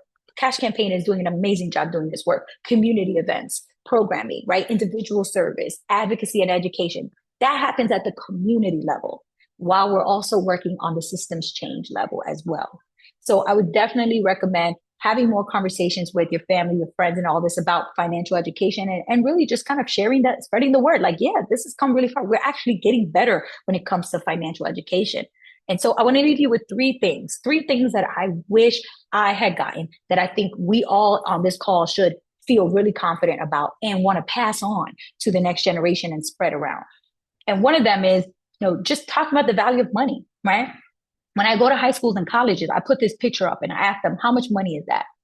So in the chat right now, tell me how much money is on the screen. How much money you see on the screen? I think most of us would agree and we'll probably have the exact same answer. All right, Zakia says $1. Megan said $1. Yeah, Sydney said $1. So Charles said not much. Lene said 100 cents. Love it. So call it what you want to call it. The value there, we all agree that when we look at it, we see $1. But here's the thing about it. It's not $1. It's actually only worth 97 cents. And the reason why is because of this ugly word, inflation. If we teach students that when they look at an amount of money, the perceived value of it may not be the real value of it, because money loses value every single day, every single year when it's not invested. And that's the key for me as a kid, seeing so much money in the house, cash here, cash in this little purse, cash in the shoebox over there. And I'm thinking the amount there is what I see. No, every year that cash was eroding, was decreasing in value. And by how much? On average, it's about 3%. Inflation rate, usually it can be higher, it can be lower, just depending on the situation of the economy. But on average, most people would agree it's about 3% annually. So if your money is losing 3% of value every single year, your job is to try to undo that damage. Okay, I just lost 3%. Now I got to find out where can I go to make that 3% back so I can really still have my dollar worth $1. And so where do we do that? Where do we go to try to get back that 3%? Well, we take our cash and we deposit it in the bank. We're like, let me go put it in the bank. So these are the 3 things. banking, credit, and investing that are huge. The first one being banking. Which banks do people go to park their cash and hopefully try to grow it? Go ahead in the chat. Let me know, where do you bank? Where do your family bank? Where do your friends bank? Where do we have our bank accounts? Put some answers in the chat for me. Amazing. We have some credit union folks. Yes, love it. Capital One is in the chat. Lots of credit unions. Ally Bank, love it. Chase Bank, PNC Bank, another Capital One, SECU Credit Union. I love all these credit unions. This makes me so happy. PD Bank. Okay, amazing. So we have a lot of answers. We have a nice mix here, actually. We have some people using community banks, credit unions, a lot of folks using what would be called major banks. Now, I would say 90% of the sessions that I do with community members, students, especially, and families, they say that they bank with a major bank. Major banks: Chase Bank, Citibank, Bank of America, PNC, Wells Fargo, Citibank. These are major banks. When you walk down the street, these are the banks that you see everywhere. They have ATM machines in the Walgreens and CVS. They're the ones that have their locations, their banking branches everywhere. They have the large majority of market share. That's why they're called major banks. The majority of market share of people banking services are using banking services from these major banks. But they pay below 3%. So you lose 3% and you don't make 3% back. So your money is going to be decreasing every year. So your job is to walk the walk. We want to make sure we try to undo that 3% damage. We got to go out there and find, where am I getting 3% or more of interest to my account? The best way to do that is to get a high yield savings account. A lot of community banks and credit unions offer higher yields, and especially a lot of high yield online savings accounts have higher yields. Why? Because online banks, they don't got to pay for rent for a building. They don't have to pay the bank teller's salary. They don't have to pay cleaning staff to come in and sweep and mop the floors. They don't have to pay for people to stand security guards to protect the ATM machines. They can cut all those costs, just focus on their online services, and take that money from the overhead costs that they're cutting those costs and give it to us in interest payments. And because community banks and a lot of credit unions are not for profit, they're not in the business of trying to make a bunch of profit for their shareholders. Instead, they're member owned. So anybody who's a member of a credit union benefits from those profits in the form of higher interest rates. So this is why those kinds of institutions are so much better for us when we're trying to undo the damage of inflation. Love it to see in the chat, open Ally account, have my credit union account, so much more interest that you're getting. Now, if you have a traditional savings account at a major bank, like a Chase Bank, Citibank, Bank of America, Wells Fargo, what you're going to see is that you're lucky if you get 0.05 or 0.1% interest, because most of them pay 0.01%, which is a penny for every $100 that you keep in the account for one whole year. So every 365 days, your $100 will go up to $100.01. It will take you thousands of years to double your money if you're getting a penny every year for every 100 that you deposit. And who's going to be alive for 1,000 years? We don't have that kind of time. We're on this earth for a limited time. So we need to accelerate how much we can build our wealth. And at the very least, if you have some cash savings, you have to have it in a high yield account. So look at the interest rate that your credit union pays you on your savings. Look at the interest rate that your community bank pays you on your savings. If you're at a major bank with your savings, get out of there and go to a higher yield account, because that's going to be much better. And then when we talk about the big scheme of things, why is this so important? Is because interest in and of itself is not good or bad. Interest, it depends on whether you're earning that interest or whether you owe and you're paying that interest. So with this case, the situation is we're earning that 3% interest from a savings account, which is great. We're earning the interest, but a lot of people are on the opposite side and they're paying interest every year. Why? Because they have a lot of loans, a lot of debt. And so when we talk about credit, we have to explain to the next generation that debt is directly connected to your credit score, which having a good credit score matters a lot because it can open opportunities for you. But ultimately, what it really is a score that shows how good or how bad you are at borrowing money and paying it back. borrowing and paying back. If you're good at borrowing and paying back, you'll have an excellent credit score. If you borrow money but you don't pay it back, you're going to have a horrible credit score. So this isn't necessarily like, I don't know, like a lot of people like to brag that they have excellent credit. And I'm like, okay, so you're a good borrower? Like, why do you want to be a good borrower? You should want to be a good owner. You should want to be a good investor. You should want to have assets, wealth. You should be earning interest, not focus so much on borrowing and paying interest. Right? That being said, credit is still very important to have because it allows us to access things like home ownership, which a lot of communities of color, specifically Black communities in America, were not allowed to access home ownership because of redlining and so many other structural inequities. So now if you have access to home ownership, that is something that is a privilege that we have access to it now because we didn't before. So it's not a bad thing to have a good credit score. It's just, I wanted you to understand it's one piece of your financial situation. Your whole financial situation includes your portfolio of assets. What kind of wealth are you generating? If you have a good credit score, great, because if you need it to leverage debt or to be able to get a home or, to be able to access college with student loans, your credit score can come in handy there. But if you only care about how much money you have in the bank and what your credit score is, you're missing a critical component for wealth building. Okay, so how do you make sure your credit score is as high as possible? Pay every single bill on time. You got a student loan, you got a credit card, you got an auto loan, you have a personal loan, you got a mortgage loan.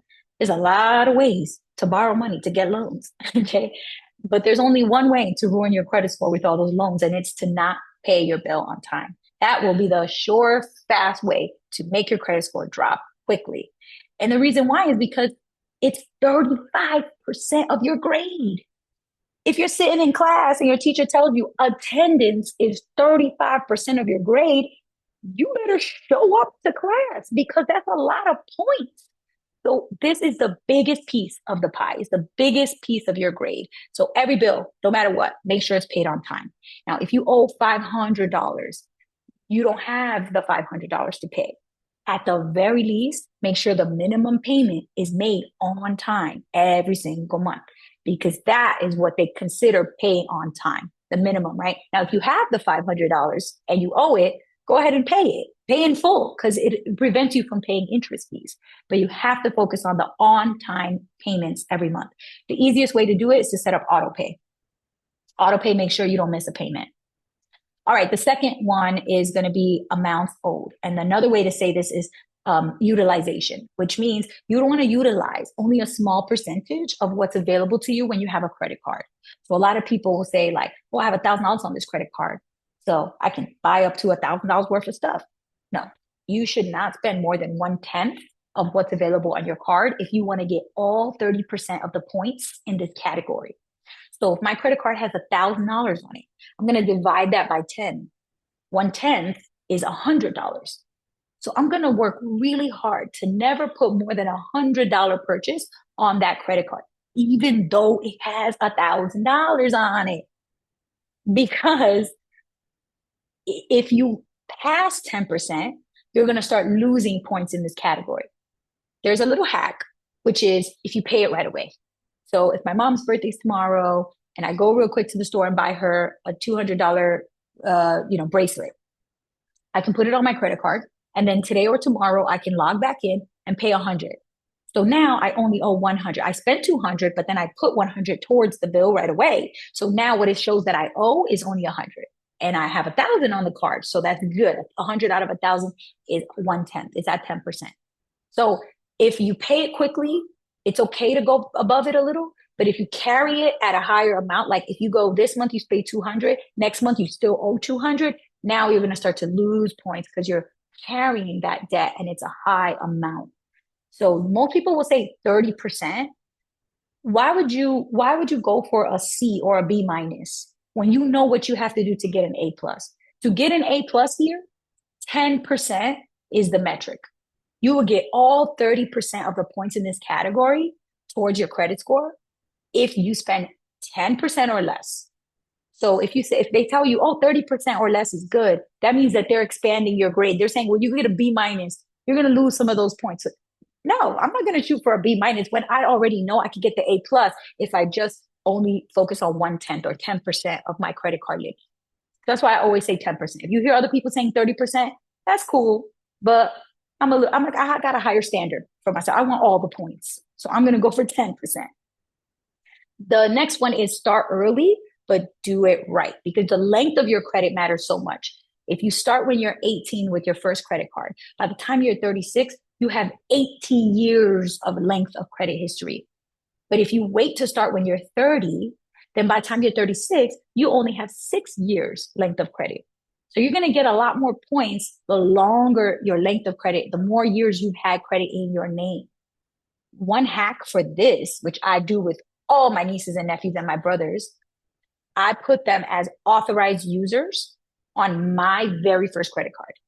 And what that does for them is it immediately copy and paste all of my credit history, all the years of payments that I've made on that credit card gets added to their credit score, to their credit report. So I'm giving them a leg up. They could piggyback off my good credit. But here's what I do. I keep the credit card. So when I add my brother as an authorized user, he gets a credit card in the mail with his name on it that has direct access to my credit card account. So if he goes and buys a slice of pizza and puts it on the credit card, I will see that pizza purchase on my credit card statement. I'm authorizing him to use my same credit card account, but the card just happens to have his name on it because I added him, I authorized him. I don't give him that credit card. I keep that credit card. I know it has his name on it, but I don't want to risk that he will go and buy everybody at the bar drinks when he's out for a good time with his friends. And then I'm the one that gets stuck with the bill if he can't pay it. No. I'm not doing that. So I want to help him and I want to give him access to better credit, but I also got to protect myself and avoid the risk of him putting debt in my name. So I do not give them the cards. My niece has one and 3 of my brothers. So I have 4 authorized users on my first ever credit card. And I have all 4 of their credit cards in the closet at home in my apartment. And they know that. I tell them, I'm giving you access to a better credit score, but I'm not going to give you the card. And they go, okay. Now I tell them what you should do is get $200, save it up, and go get a secured credit card where you put a security deposit down of $200 cash. And then you start using that card by yourself. So now you have my card with your name on it, and you have your own secured credit card. After 6 months to a year, they're going to have excellent credit. And then they can just graduate up to a regular credit card and get back the $200 security deposit. So that's the best way I would tell a young person to start building credit is find an adult in your family that you can trust, have them add you as an authorized user, and then go with a secured card to start building your own credit, then graduate up and you'll have your own. All right, amazing. Tanya says, I do the same with my nephews, but I also keep the cards. That's right, because I'm not going to have no surprises. Okay, the last 2 are 10% each, 1 to 2 new accounts per year. Meaning if you apply for a credit card in January, wait 6 months, wait till June before you apply for anything else. Because that's going to make sure that in any given year, you don't have more than 2 applications for credit. Once you go to a 3rd application in 1 year, you'll start losing points in this category.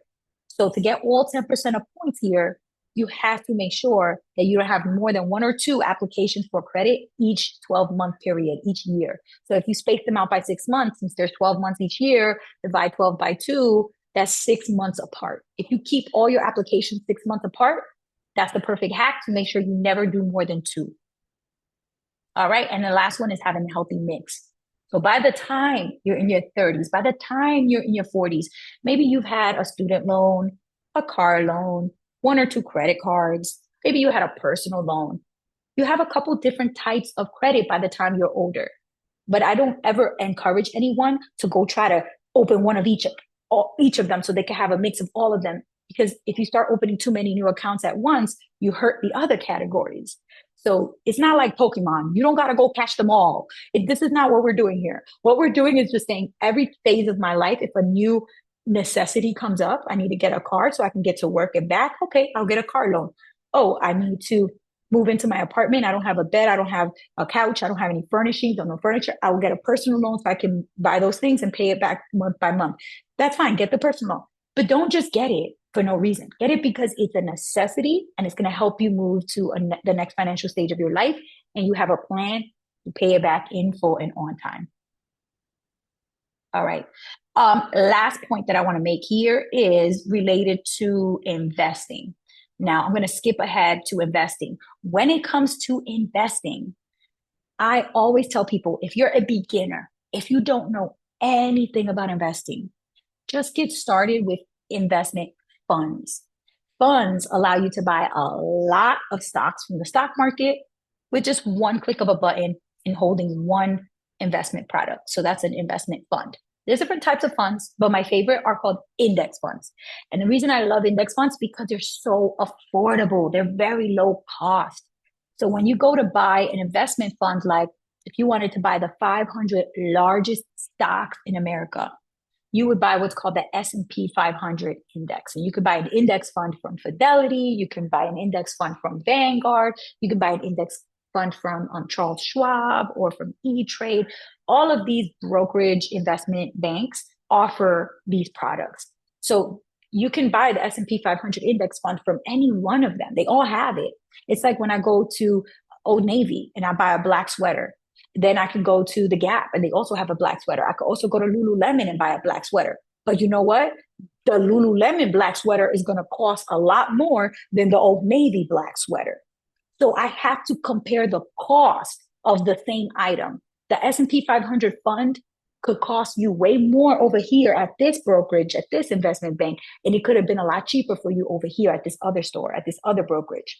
So this is where index funds come in great because the price is very low across the board. So no matter what store you go into, if you're buying an index fund, you know the price tag is going to be very low, which gives you the ability to keep more of your money instead of wasting it on fees that they're charging us to invest.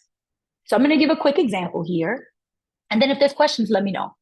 So let's say I want to buy the S&P 500 or another index fund that has all these famous stocks in there. I don't want to pick individual stocks. I don't want to go read their statements and look at the financials. I just want to know that I'm owning an automatically diversified investment. I have a lot of companies from different sectors, like healthcare companies, real estate companies, financial companies, consumer staples companies. I have a lot of different types of companies and they're all growing. And that helps me know that I own really good stocks in this group of stocks, so called a fund, right? But there's many different types of funds. And so one of the most famous ones I talked about was S&P 500, which has stocks from 500 companies. There's also the Dow. There's also the Russell. There's also the total stock market. So the Dow has 30 companies on the list. S&P 500, 500 companies. Russell 2000, 2000 companies. And the total stock market for the US is over 4,000 stocks. So if you're just wanting to get started, choose a brokerage firm that you want to go to. Maybe it's Fidelity, maybe it's Charles Schwab, maybe it's Vanguard. And then just decide, which index funds do I want to buy? I want to make sure that they're well diversified. I want to make sure that they're, solid with a lot of different companies. Maybe I go with the S&P 500 just to get started. Or maybe I go with all the stocks in the total stock market. I go with total stock market index. So I have 4,000 companies. Okay, great. So now once I go, make the decision to make that purchase, I can do that on my own. Or one of my favorite things to tell people is you can pay for 1 hour to sit with a financial professional that is qualified and not trying to sell you anything. They're not trying to sell you insurance products. They're not trying to sell you some type of specific investment. They will just give you advice, only advice. They can even help you buy those index funds that we talked about. So if you're interested, there's a link in the chat right now for the partner page. FP of Maryland has advisors. And then there's also this website here called hellonectarine.com where you can go onto their website and just go look at the experts and book someone that you like, pay for 1 hour. It's anywhere from $150 to $400. So it's very similar to therapy.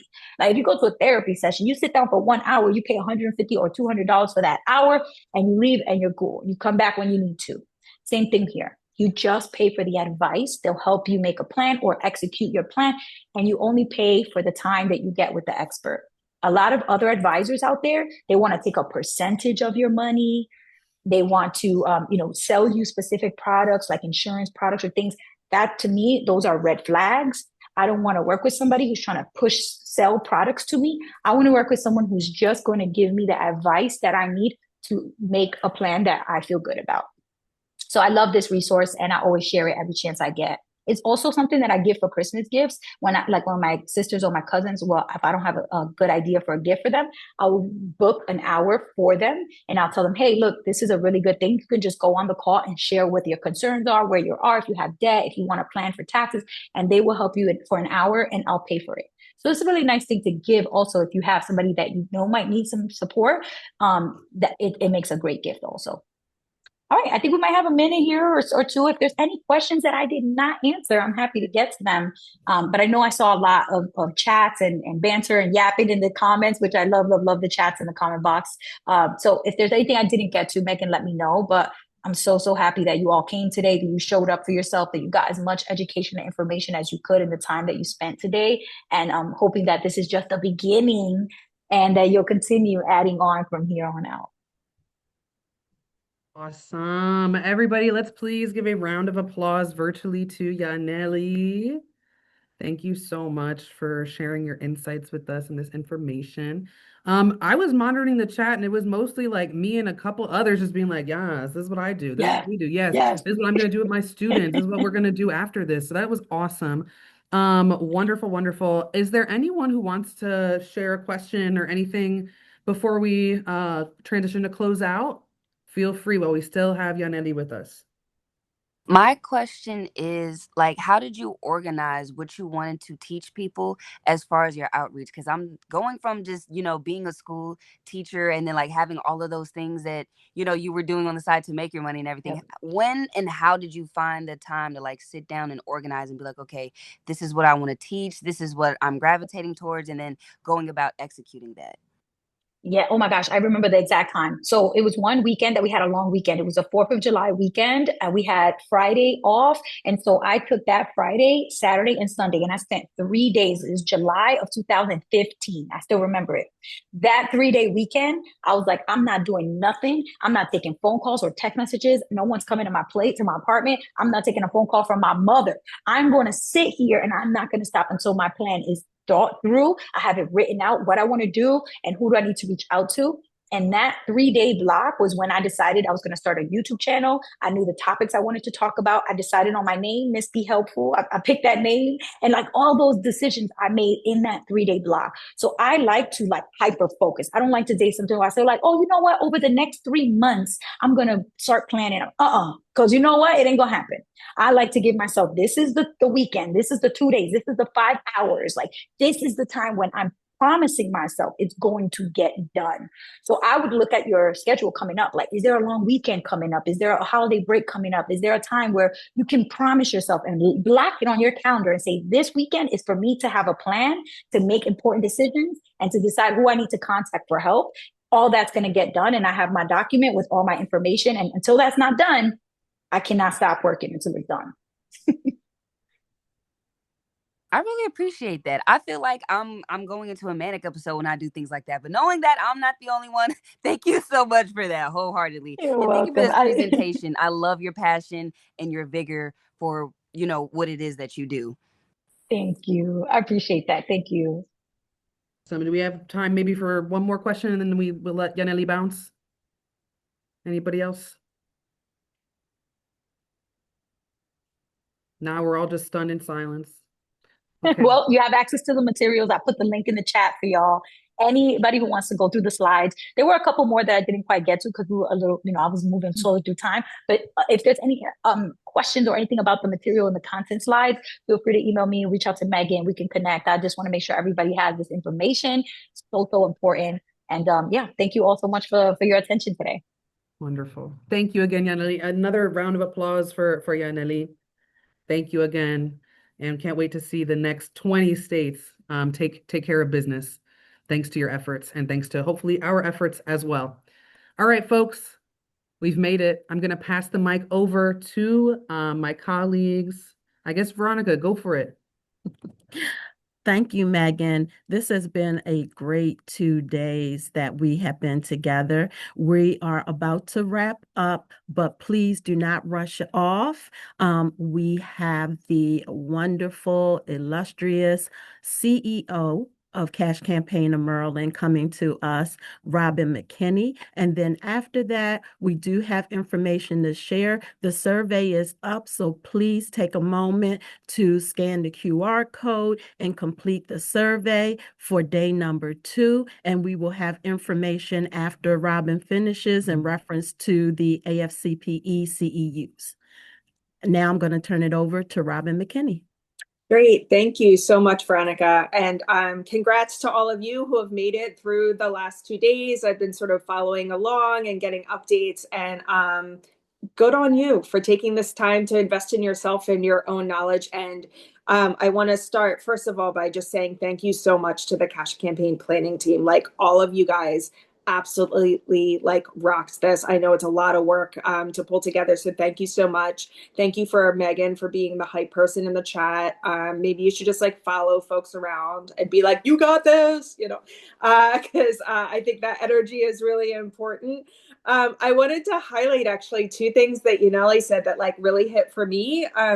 One was, you know, when she was talking about how she shared her own story and how compelling that is. And I think calling us forward to be authentic about how we're not perfect and where we've come through this. You know, I grew up in a low income family that had a lot of challenges. I've had crazy credit card debt. I've had, you know, all of these other things. And I think that it's a great way to connect with the people that we're trying to talk to, but also frankly, like giving us some grace and taking some power from it to say, I was, but that doesn't mean that I am going forward. And, you know, each step, nowhere we got is overnight. So, you know, that incremental change and giving ourselves our grace to say, hey, we don't have to be perfect to talk to other people about this, I think is really important. And our authenticity and our honesty is actually what makes us more relatable. And then the other thing I wanted to highlight when she was talking about the systems change work is, you know, a lot of people think that policy work is, you know, just showing up and lobbying or making some phone calls and things like that, and bringing your experience of what you're hearing from people, the challenges that you're seeing as people are trying to navigate their own finances, like all of that is advocacy. And I wanted to share just an incredible win that happened today, which is I came tearing in here from Rockville because the Montgomery County Council president about a week and a half ago recommended to end their local earned income tax credit, which is one of only 3 local ones in the entire country. And Cash and a bunch of local advocates said, not on our watch. And we were able to, with no money, no time, I mean, literally in the last week and a half, I had stickers made. I don't have it on right now, but I got my cash merch on so that they could see me. And we got big stickers that said, don't cut working families. I slapped that on my chest when I went down to the county council hearing today. We got phone calls. We had an action alert. We did get someone to do some analysis, but it was a lot of people just calling and saying, hey, what you're proposing to end is really important to me. And we're not going to balance the budget of Montgomery County on the backs of working families. And I am super glad to say that as of about an hour and a half ago, we were able to save that. And that's money that goes to 60,000 low-income workers in Montgomery County. And, you know, I don't live in Montgomery County. I didn't know any of those folks going into this, but all of us just coming together and working our connections. And again, just getting our own voices to those council members is what happens. This year, we went against earned wage access providers, which are those payday loan apps. They spent hundreds of thousands of dollars to beat us just so that we could say, hey, you're subject to anti-discrimination lending laws. That should be not carved out. And just said that and said, no, you can't ask for tips, because why are we tipping our lenders, y'all? You're already getting your fee. You don't need to get tipped on top of it. But it takes our voices. And so, you know, join with us, join folks that are doing this in your local area too. That advocacy and systems change work is so important. And your voice as your own voice and your own life experience, as well as, you know, the insights that you get from the folks you work with are just so important. And so I really want to lift that up. Would love just in the last minute or so here, if folks want to put some of the headlines in the chat of like, what are you walking away from? You've been here the last day learning about all sorts of different things. If there's something that just is on your mind that you're going to keep kind of buzzing about moving forward, would love to see that in the chat. And I think with that, as I look at my little list to make sure that I am not missing anything, make sure that you are filling out that survey. And I know that there will be a conversation about accountability. That's what I've been talking about all day, accountability, about evaluation and all of that stuff after this. But thank you for your time. Thank you so very much to the Cash Campaign team. And thanks to all of you. Back to whoever I am, back to you, Veronica. Thanks, Robin. And again, thank you everyone for joining us for the past 2 days. Please make sure that you get to scan the QR code for the survey and state which day that you attended, or even if you attended both days with us. Also, please know that the recordings will be on Maryland Cash Academy. And we'll share that website in the chat in just a moment. And in reference to the CEUs, for anybody who is looking to submit their information to AFCPE, the code for today is Summit 10, capital SUMMIT 10, the number 10. So again, that is Summit 10. That is for day 2. If you attended and you intend to submit for the CEUs for the AFCPE. So thank you so much and enjoy the rest of your day.